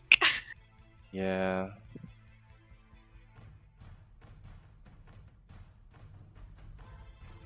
There's so many uses of the word sword. Right? I'm just like trying to find this. Like, okay. Oh. There we go. You found it? Yeah. The damage is strength plus 2 lethal. So that's for broadsword. There's not really a short sword in here. I can just 2 is fine. Okay, 2 is fine. Alright, so Yeah. strength plus 2, that is... So I roll that, is that right? Yeah, diff 6. Okay, so I'm rolling 7. Mhm. Is that right? So 2, wait, no. I'm rolling... Yeah, Your strength yeah. plus 2. Okay. Yep. Sorry about that. That's okay. 7. Mhm. And difficulty 6. Yep. Ouch. Oh, well, you easily decapitate this guy. He was not very strong, and he falls quickly. And the woman screams as, I don't know if you want to describe it, how... Yeah, kill he him? just comes down, and as his feet hit the table, the sword comes straight down and splits him between the eyes from the forehead down to the chin, cutting his face in half vertically. Blood just sprays everywhere, and the guy just slumps forward, actually, as the sword caught him on kind of the crown of the head and pushed his face down, slamming the split face into the table with a splat. And the blood slowly goes over the scroll that was there, and the scroll quickly soaks up the liquid. His body twitches as it slowly bleeds out. It's obviously dead, and the woman kind of recoils and screams. Alright. Leander. Now look, I don't want any more blood to be spilled, so shut up and comply, okay? We're gonna get you out of here alive. Just don't be stupid. That's it for me. And Sir Bernard will sigh at kind of all of your brazenness. And of course, another one being dead, he'll gracefully hop over the top of the balcony and land, seeing this tiny looking snake here. He's never really seen anything like it, but he's gonna take a preemptive poke at it because it does not look super friendly.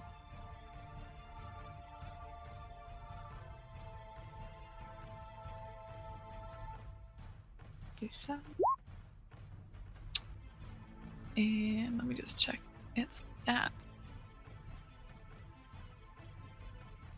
Oh, okay.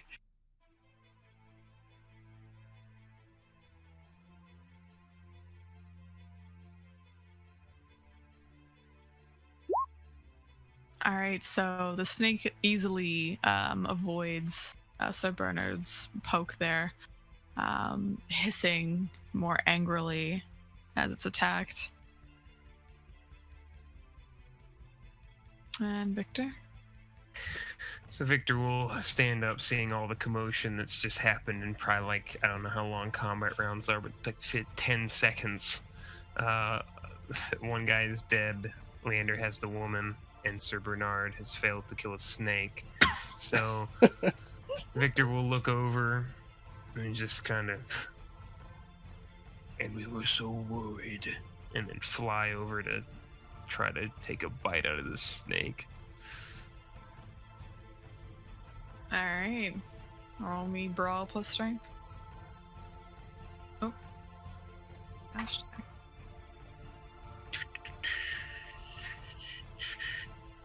Next, let's see what bite is. Is it? Brawl plus? Yeah, it should be. Probably brawl, yeah. Oh, I had to grab first.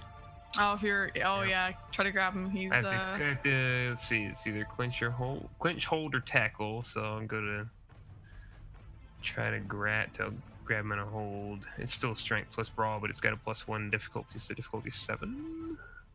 Yes. Okay. And he'll try to worm his way out of your grasp there. Holy shit. Oh, wow. I don't know if he can do this. And you get to roll. Yep. Just 6.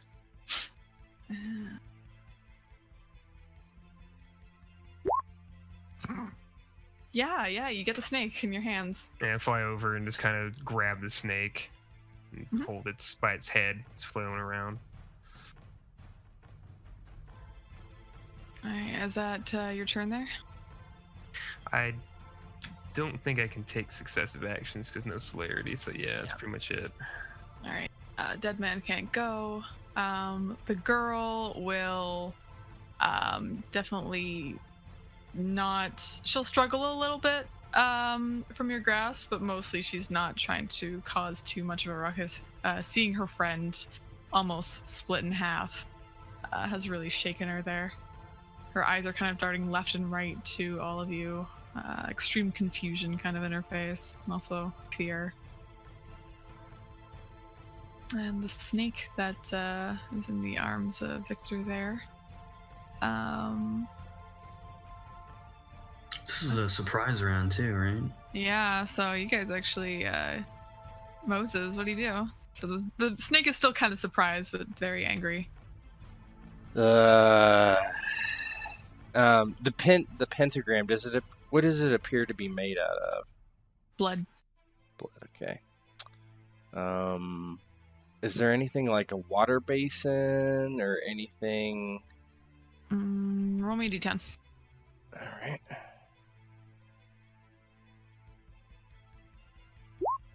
Yep.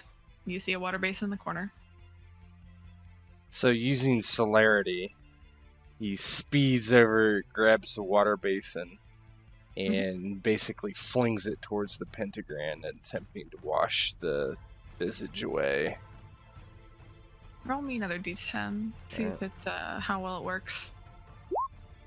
Yeah, it actually smears, and the blood starts to kind of to run, and the lines start running together, and you do break at least a segment of it. Yeah. And as you do, you actually see the candles there kind of go out.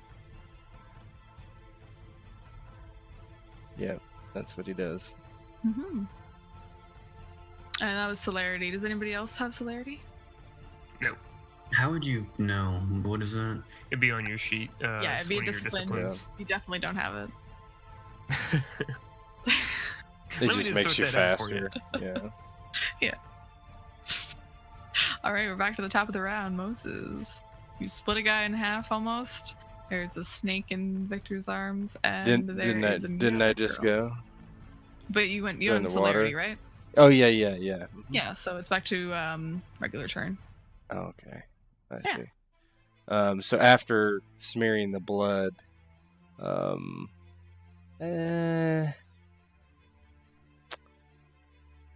so did all the candles go out, or just some of Yep. them? Just the Okay, ones that were in the pentagram. I see.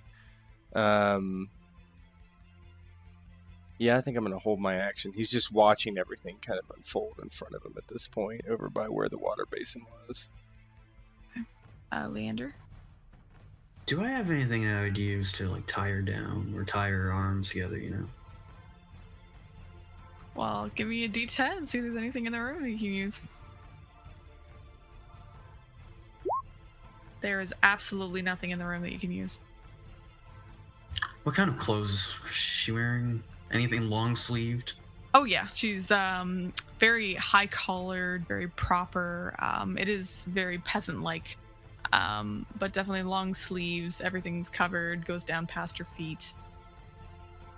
All right. I mean, it's temporary, I guess. So I'm gonna pull out a little knife. I'm gonna try cutting like slits down her sleeves and make like little bands that stick out from it. Mhm. Try to tie her up like that. You know what I mean? Like a makeshift. Yep. Yeah. Yeah, I'll let you do that. Yeah, you tie her up with her own sleeves. No. Do you let go of her mouth as you do? Yeah, I have to use 2 hands for this. All right. She starts panicking. You don't really understand what she's saying, but she's freaking out there. Yeah. Also, I want to continue like whispering a couple more things, just because I have this moment while I'm doing this. Right now, I'm probably your only friend in this room. Remember that, okay? As I tie her up. But it's not you I'm worried about. What do you mean?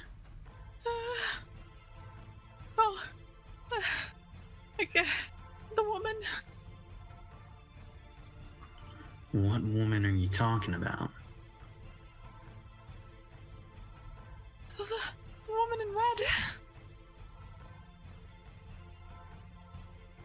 I'm gonna take a quick look around. Is there someone that we missed? No, there's no one in the room as far as you can see. But as it's about 3 seconds for a turn, we are moving on to the next turn there. Moses, do you want to jump in yet or still waiting? I would still be waiting. All right. So Bernard kind of leaves the snake into Victor's capable hands, and he will sheath his sword and look over at the dead man. Not again. Just kind of kicks him over there. Victor? Well, seeing as I have the snake firmly in grasp now, it seems like a good time to go ahead and bite it. All right. I think he gets there's a difficulty now for him to dodge, correct? Let me take a look at hold. The attacker grabs and holds the target until the victim's next action. When that action occurs, roll resisted strength plus brawl actions. I don't think it says anything about it. I think it's just a hold. Mm. Oh, so I just read this. As you are holding the snake there, you're slowly starting to feel a burning sensation in your hands from where you're touching it. Hmm. No. And you actually, you do heal it fairly quickly, but you do lose a blood point for touching it. Hmm. Might not Still want to gonna eat bite that. I don't know. I probably am smart enough to realize that that might hurt my mouth too. I guess I'm not an idiot, so I guess I'll go like I was going to bite it, but then feel that burning sensation. Maybe see some blood pouring from my hand. Just erring on the side of caution, just decide to try to smash this thing's head in my hands. The brawl, I guess. All right, I'm gonna roll with it. See there, so it's gonna try and squirm at least out of the way as much as it can.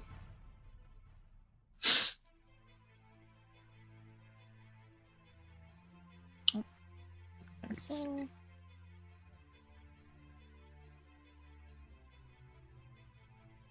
I guess we'll just treat this as a normal brawl, or Yep. Yeah.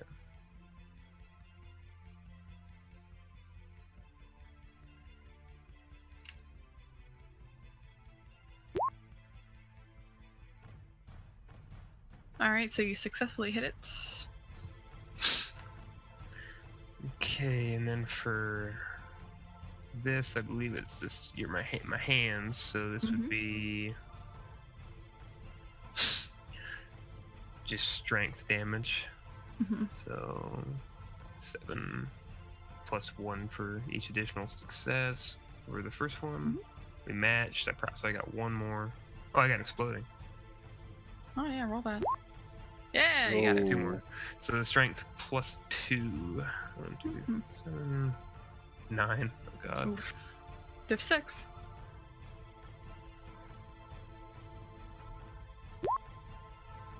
All right, so you do 3 damage to it, but surprisingly, it's still kicking.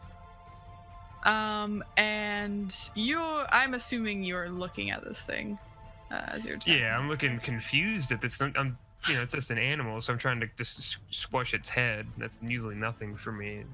I popped a mannequin's head off its shoulders and last time, so I'm just trying to squash its head, and I'm almost to the point of not worrying about it once I feel wriggling around in my hands, but it keeps going. Let's look at it confused. What is this? All right, so the snake will look at you, and what I want you to do, roll me. I want you to roll me a stamina check. If you have fortitude, you can add it. It's going to be difficulty 8. And you have to get at least 3 successes there. Ooh. Oh, shit. So there is a way to roll additional dice on the check, The skill rolls? So you like with a willpower or whatever it is. I'm not sure if there's a way to I know that some systems for.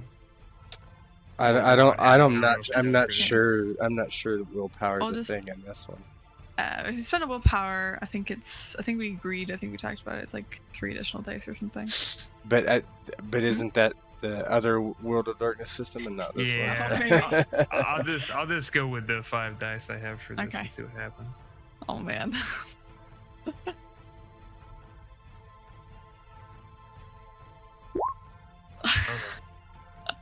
Oh, it is. Oh no. So the snake looks at you, and as you hit I'm just letting you guys know, spending willpower is a thing. I'm just trying to figure out what it does in this one. But go ahead. Fortunately, yeah.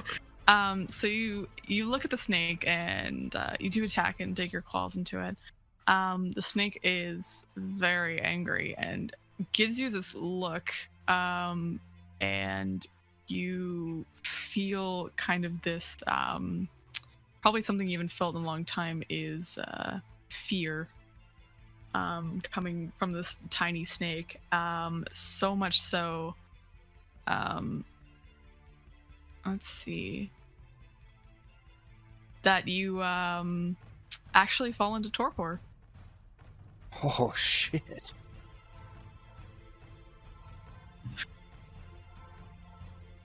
All right. Yep. This tiny snake.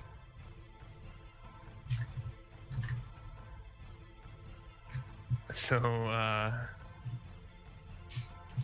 I guess at that point, Victor just begins to look very withered and ill. I don't know if I lose the grip on it or not, but I just feel very... Anyone who sees him, he just looks very, very, like, tired and just agonizing. Just,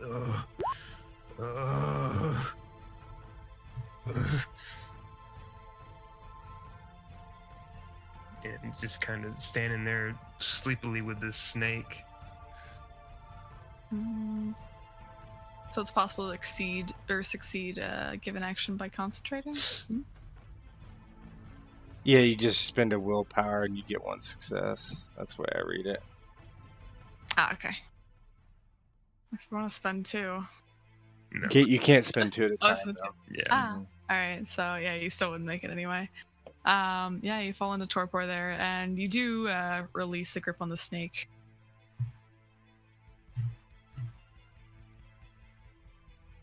And we're to Moses. Yeah, Moses, like, kind of catches this out of the corner of his eye. Looks pretty shocked by it, because just like Victor, he just saw this little tiny snake. And he hesitates for a second, but then leaps over the table and tries to chop the thing in half with his sword as he kind of moves over there. Alright. Chop away. Okay, so let me figure this out again. So strength, does potence adds to the attack roll, right? Mm-hmm. Absolutely. Okay, 5, 9.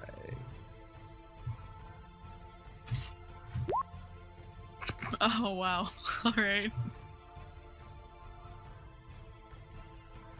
So it severely botches. What's the difficulty? 7. So for some reason, oh yeah, whatever you're gonna do, and I mean, you kill this thing outright. It actually, in its kind of panic to get away from the torpor Victor, it actually runs into your sword, making it easier for you to kill it. Yeah, So, he just basically uppercuts it with 2 hands and cuts it in half. it wriggles as the life slowly fades out of it. And he kind of looks down at Victor, kind of very surprised and confused.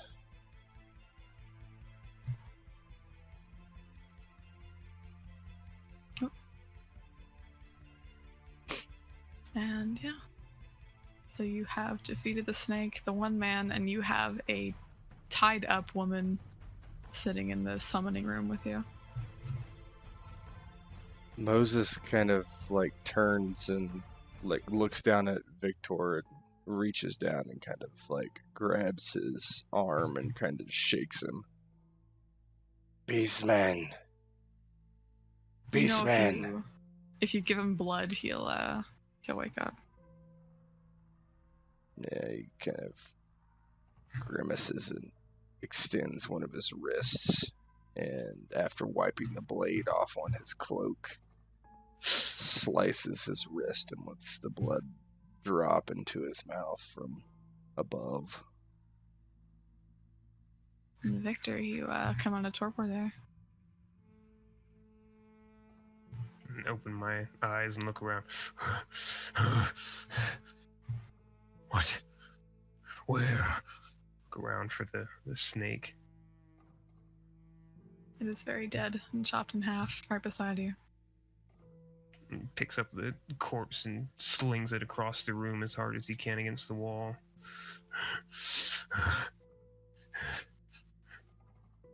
Foul magics.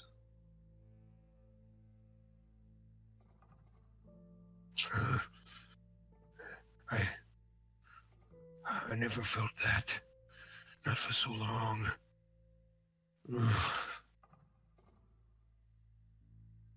Are you alright? No. It doesn't matter.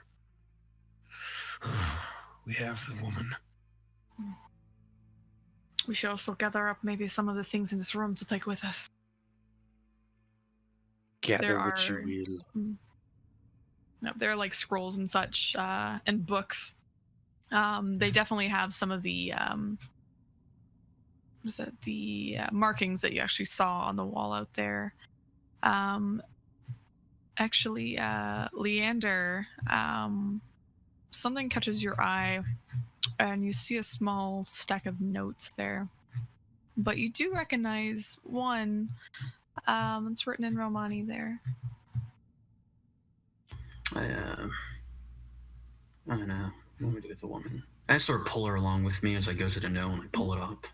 Moses attempts to block where your path and walk straight towards her. The woman looks very panicked. I'll let Leander respond before I do anything. Now, Moses, we're not killing this one. Got that? Not yet. What is this place? Please, I just did as I asked. Ah! He reaches forward and tries to grab her by the throat. I want to try pulling her back from that grab. Just like a tug, you know? I'm sort of grabbing her by like her hood or whatever, if she has one, or the back of her clothing. Just tug her back. Roll me, Demi, roll me Dex. And, Ted, roll me a strength check. Or Dex check, whichever one's better. Strength, definitely. With potence or no? You can use celerity, actually, in this, because you're trying to grab her quickly. Yeah, so 6, okay. Difficulty 7 for the both of you. Well,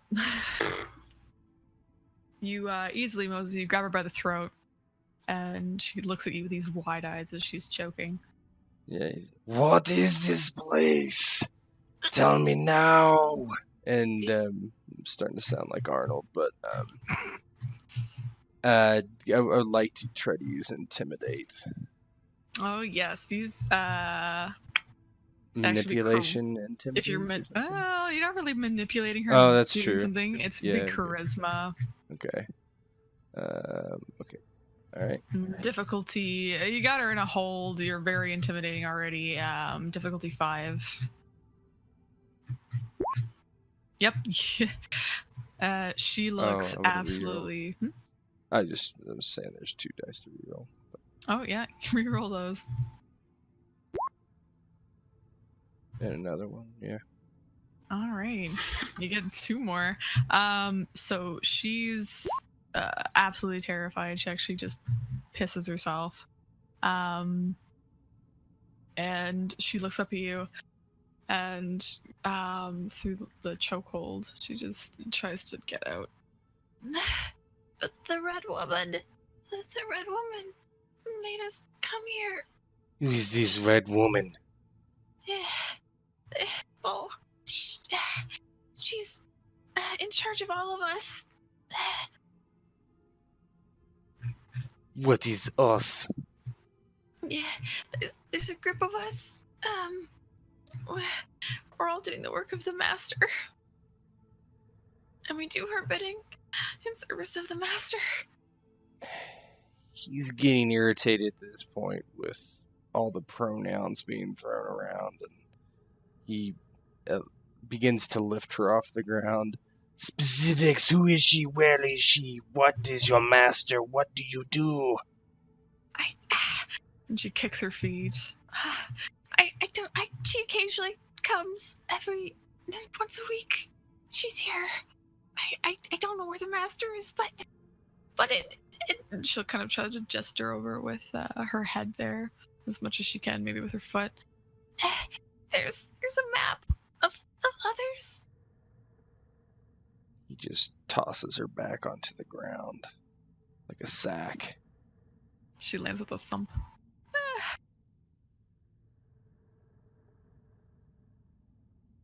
I want to go for that note now. Yeah. So you pick up the note and read it, and it's in very good Romani. Can you read? This is a legitimate question. Let's see. I've got a point in Ledgerman, but I only have 1 point in intelligence. Yeah, you can read. Barely, but you can read.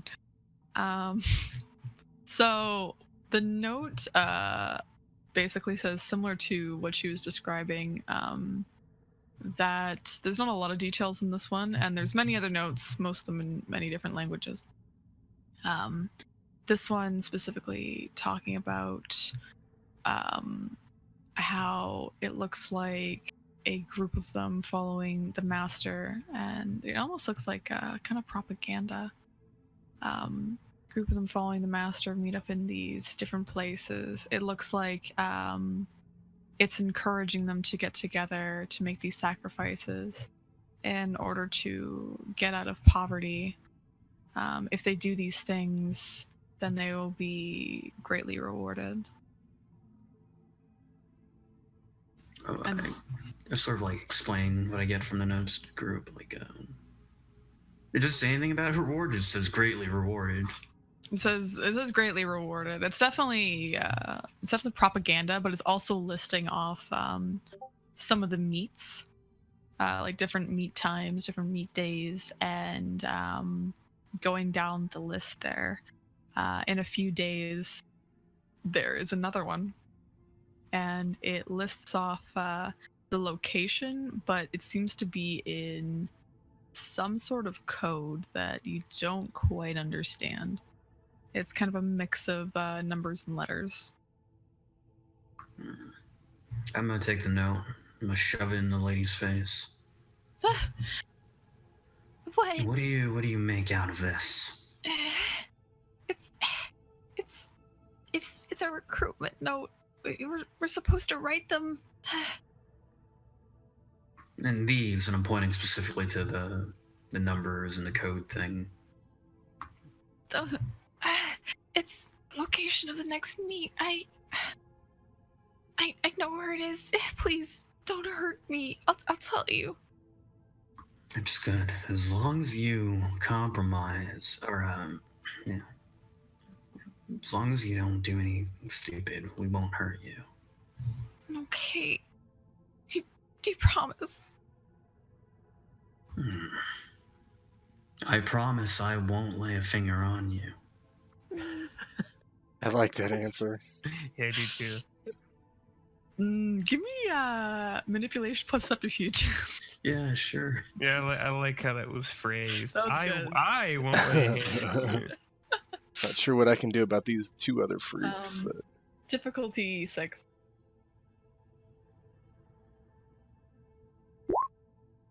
Oh, yeah. my. Oh, she believes you. That's his wheelhouse. She gives you, she believes you so much, she actually gives you detailed instructions on how to get there. And make sure to go down the alleyway with the slightly yellow brick. Don't go down the one with the slightly brown brick. Go to the yellow one. It's a clear shot, and you'll be able to see everything, and they won't see you. It's she describes it's another horror section, though this section's actually known for a lot of preachers to make their sermons on. Is that everything you know? Yes, that's as much as I know. I just know that we're supposed to draw this. She gestures to the ruined pentagram there. Draw this on the floor, and we're supposed to start chanting, but Gregory over there, he wouldn't get the words right. We were trying, and he kept arguing with me. She just starts bawling. Look, your friend may be dead, but you still live. So dry your tears. Okay. This chant Is it written anywhere? It was. And she, again with her foot, gestures over to where the scroll was. Now it is still soaking up the blood of Gregory. I'm gonna quickly go over there, try to dig it out of the pool of blood. You dig it out. A lot of it is obscured. You do see the ends of some of the words. It is in Arabic again. So you're not quite sure exactly what it says. You don't have all of it, but you at least have part of the chant.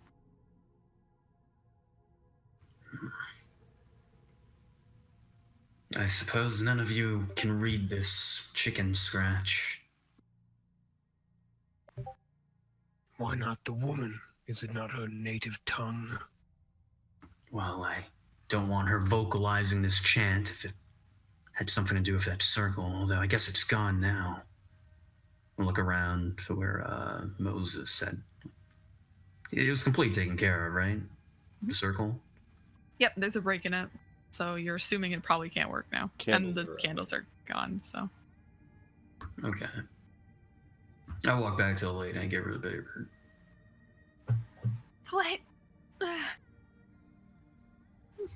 It's on there. See? What does it mean? What? As far as I know, we're supposed to say it over this circle, and we're supposed to get rich.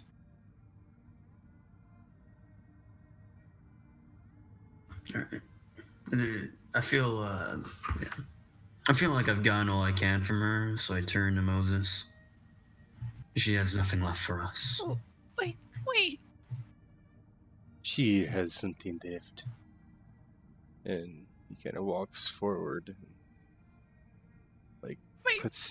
rubs the back of his hand kind of over her cheek and says, "Speak and he shall listen, ask and he shall reply. But heed, one day he may ask of you, and thou shalt have to submit their lives to him. Fight for what you believe, and believe in one God. In Christ we give our lives, faith, and love. This was my honor long ago. Now I have nothing, and you defile the gods, praying to devils for riches. I am the devil!" And he just reaches back and smashes her in the face as hard as he can, with all his potence and all his strength, hoping to just punch right through her head. Roll me some strength plus brawl plus potence. See if you get on the first try. It's gonna look real. It sounds cool. It's gonna look real bad if you whiff. Yeah. You could Yeah. have tied up, crying, shaking, pissed herself. Just 7. Oh man, he wanted this one. You get 2 more. Oh my god. Jesus. All right. Yeah, so describe to me how his fist goes through her face. His fist just hits her in the soft part between her eyes, just on the upper bridge of her nose. And her face literally collapsed, the skin stretching and popping as you hear bone crack. And all of a sudden you see Moses' hand extend out the back of her head, covered in brain matter and blood and bone that goes seeping onto the floor behind her. Her body is held aloft by his arm, which now his forearm is through her head, and he quickly pulls it out, and her body just plummets to the ground. His arm covered in bodily juices and bone and crushed muscle and whatnot. Exquisite. I think that was a little bit unnecessary, but good job. Moses turns and gives Sir Bernard a look that does not brook that he wants to discuss anything. or be reprimanded. Well, at least we have the documents here. We don't have the people alive to talk to us, but good job in getting enough information out of us. And Sir Bernard will start gathering up as many of the papers as he can, and also go over to the snake there and gently pick it up. He takes a handkerchief, his jacket there, and will pick up the snake and find a bag to put it in. I want to roll up the blaze scroll and make sure to hand it to him. Like, there, don't forget this one. Push it against his chest. God, not again. I am going to have to burn this.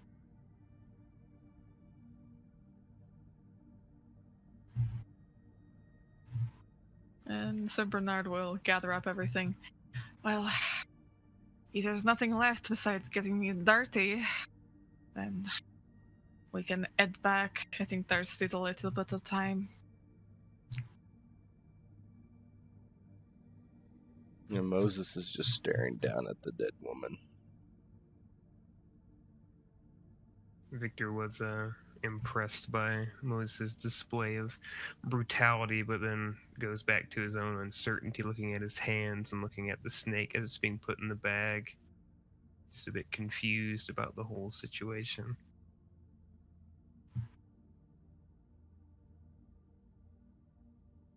Well, let us be here no longer. This place reeks of sorcery. Mm-hmm. Yes, we will maybe get some of the apparently visiting Tremere to look at it. Maybe they will know.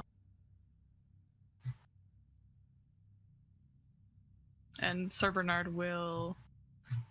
there is a door leading out of here. And he will take it and take his leave. Not really minding if you're coming along.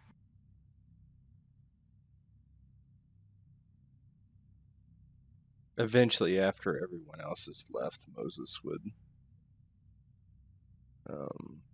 leave, but basically giving this place a once-over.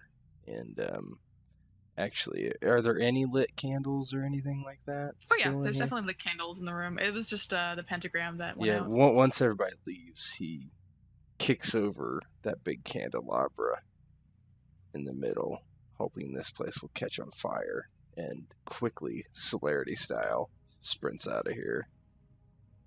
He's pissed, but not dumb, you know? Yeah. The place does light up on fire fairly quickly, and as you leave, the place is engulfed in flames, and all evidence of what happened here is now gone. And so you make your way, or at least Sir Bernard does. Do you all make your way back to the gather? Yeah, I would. Sure. Alright. You head back on over. A lot of these people have actually cleared out. It's really just the prince and the seneschal there. Harpy's kind of getting ready to leave. And so Bernard did leave very quickly ahead of you two. He's already talking to the sheriff there. The prince looks to be in a very, kind of a quiet conversation with his seneschal there. And as you walk in, both the sheriff and the prince go over to the group there as the harpy leaves. And they see the three of you come in, and the sheriff will actually, surprisingly, his mood has changed at this point. He'll wave you over.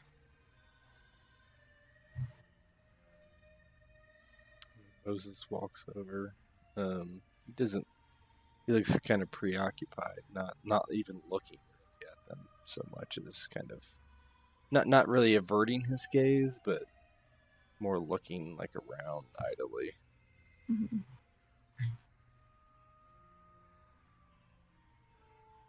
Victor would approach, feeling a bit better after getting out of that place.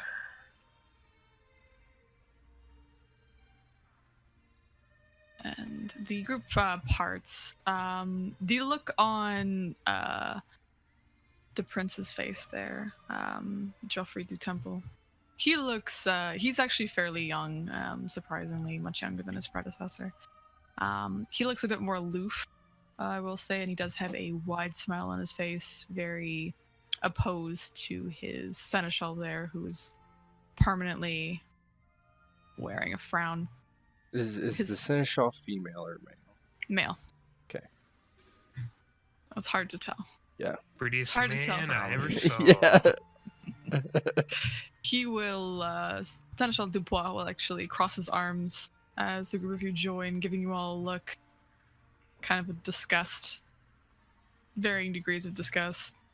The first one being at Moses. He'll be fairly just not even having it. Ugh. Do we have to talk to them? The prince will look over and be like, yes, of course. They're the ones who discovered this whole plot. Welcome, welcome. I apologize that you got pulled away from the gather so soon. I have not met all of you formally. I am Prince Geoffrey du Temple. It is lovely to meet the... Well, he's trying to find the words for it, and the seneschal will kind of fill in for him there. The prince is pleased to meet you, surprisingly. It is my honor to be in your court, my prince. He kind of bows. Appears pretty much honest about it. Moses gives a bow awkwardly and stiff and says, "My sire did not teach me the ways of etiquette. Apologies, my prince." And seneschal will scoff, and he'll mutter under his breath, "Obviously." And Joffrey will just smile, look over at Leander there. Hello. I want to try to turn up my charms. I want to try to make a good impression on these people, you know. Maybe slick back my hair. Mm-hmm. My most, like, noble and pompous voice. I make introductions with the prince. Like, oh, it's such a pleasure to be in your presence, my prince. And I do, like, a little curtsy. Both Bernard Dupois will actually roll their eyes on you. Joffrey's so very delighted. This. Oh, so amusing. So amusing, all of you. I heard about the plot that you discovered, it seems. And the sheriff. Actually, that was all me. They were just helping out, right, guys? Indeed. It was at the behest of the noble sheriff that we were able to uncover this plot. Sheriff will give a nod. Yeah, Moses is thinking about what to say, but he just lets Victor speak for the group.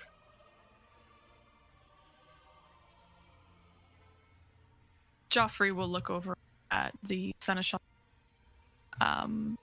and give him a smile and say, "All right, well, unfortunately I have to meet with some other dignitaries before sunup.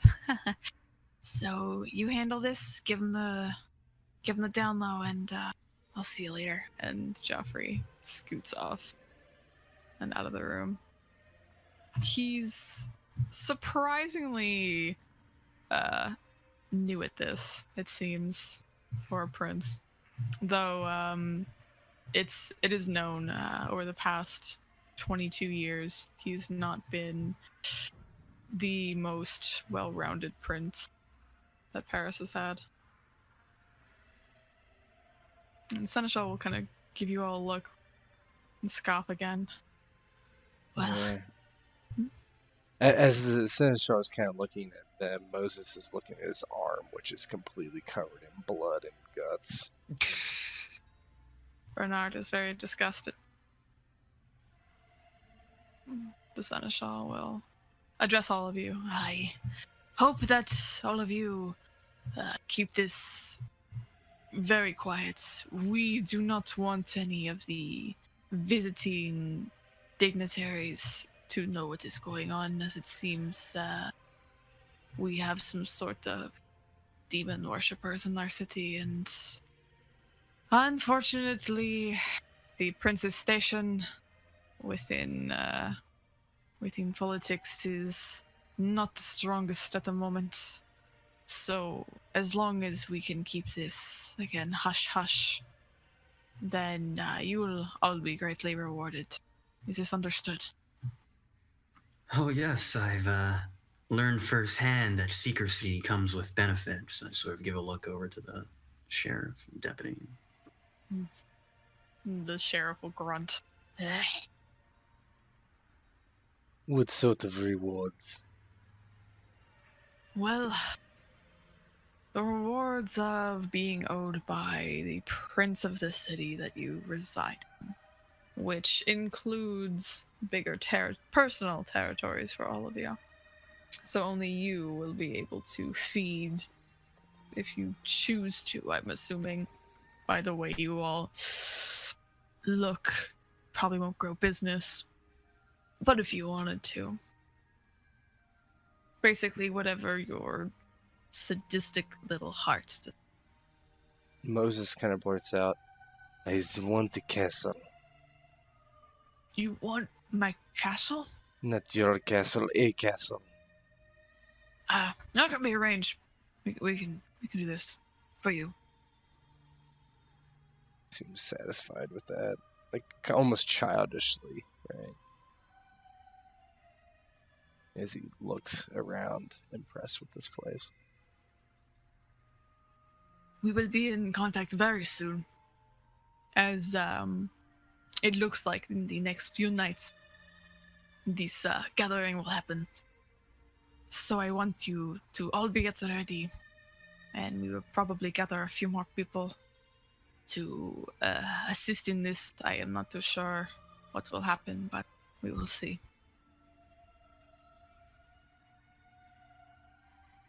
Moses that, looks go ahead. over at the... Sorry. Moses Oh, looks no, go over at Victor and then over to Leander. I don't really have anything, sorry. And the Seneschal will... Oh no. Do you want to go ahead, Demi? Oh no, I didn't hear what he just said. No, I didn't really say anything. Just don't worry about He's it. just looking at all of you. Yeah, I was thinking of something to say, but decided not to. Good.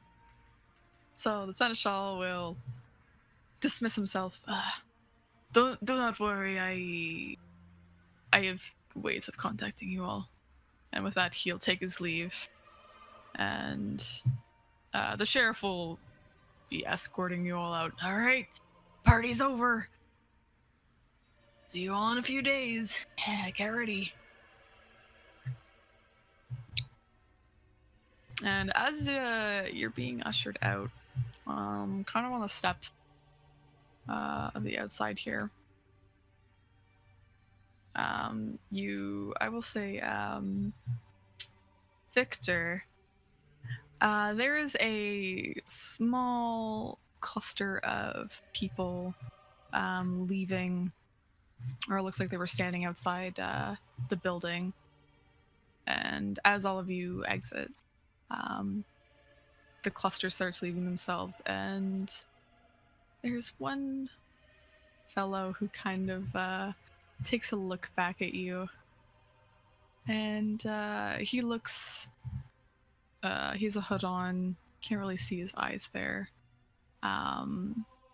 but you can definitely tell just by the way he holds himself and kind of how the group composition is that they're definitely Tremere. And he looks at you, and though he has a very serious expression on, he'll give you a bit of a smile before the group with him leave.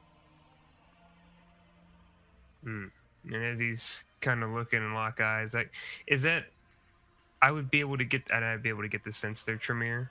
Mm-hmm. How long did you spend at the Chantry? Oh God, almost all my life except for the last couple of years, I would say. Let's see if I can find that particular moment. Yeah, I would say all but a few years of my own life. So that's like most of my experience with the Chantry. I've probably been in town for a few years, maybe, if that. Okay. So you've probably been around the hierarchy.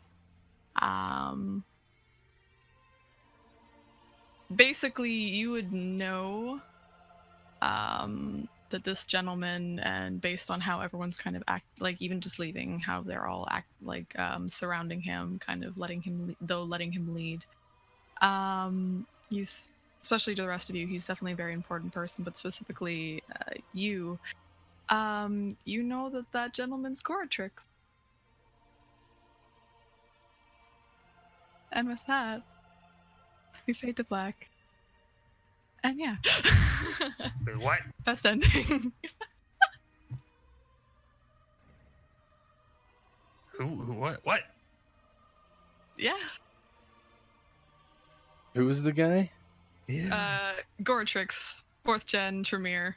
Oh no. Like, big bad boy who basically, I think he's the one that helped make Tremere from mages into vampires. So, have fun with that. Oh man.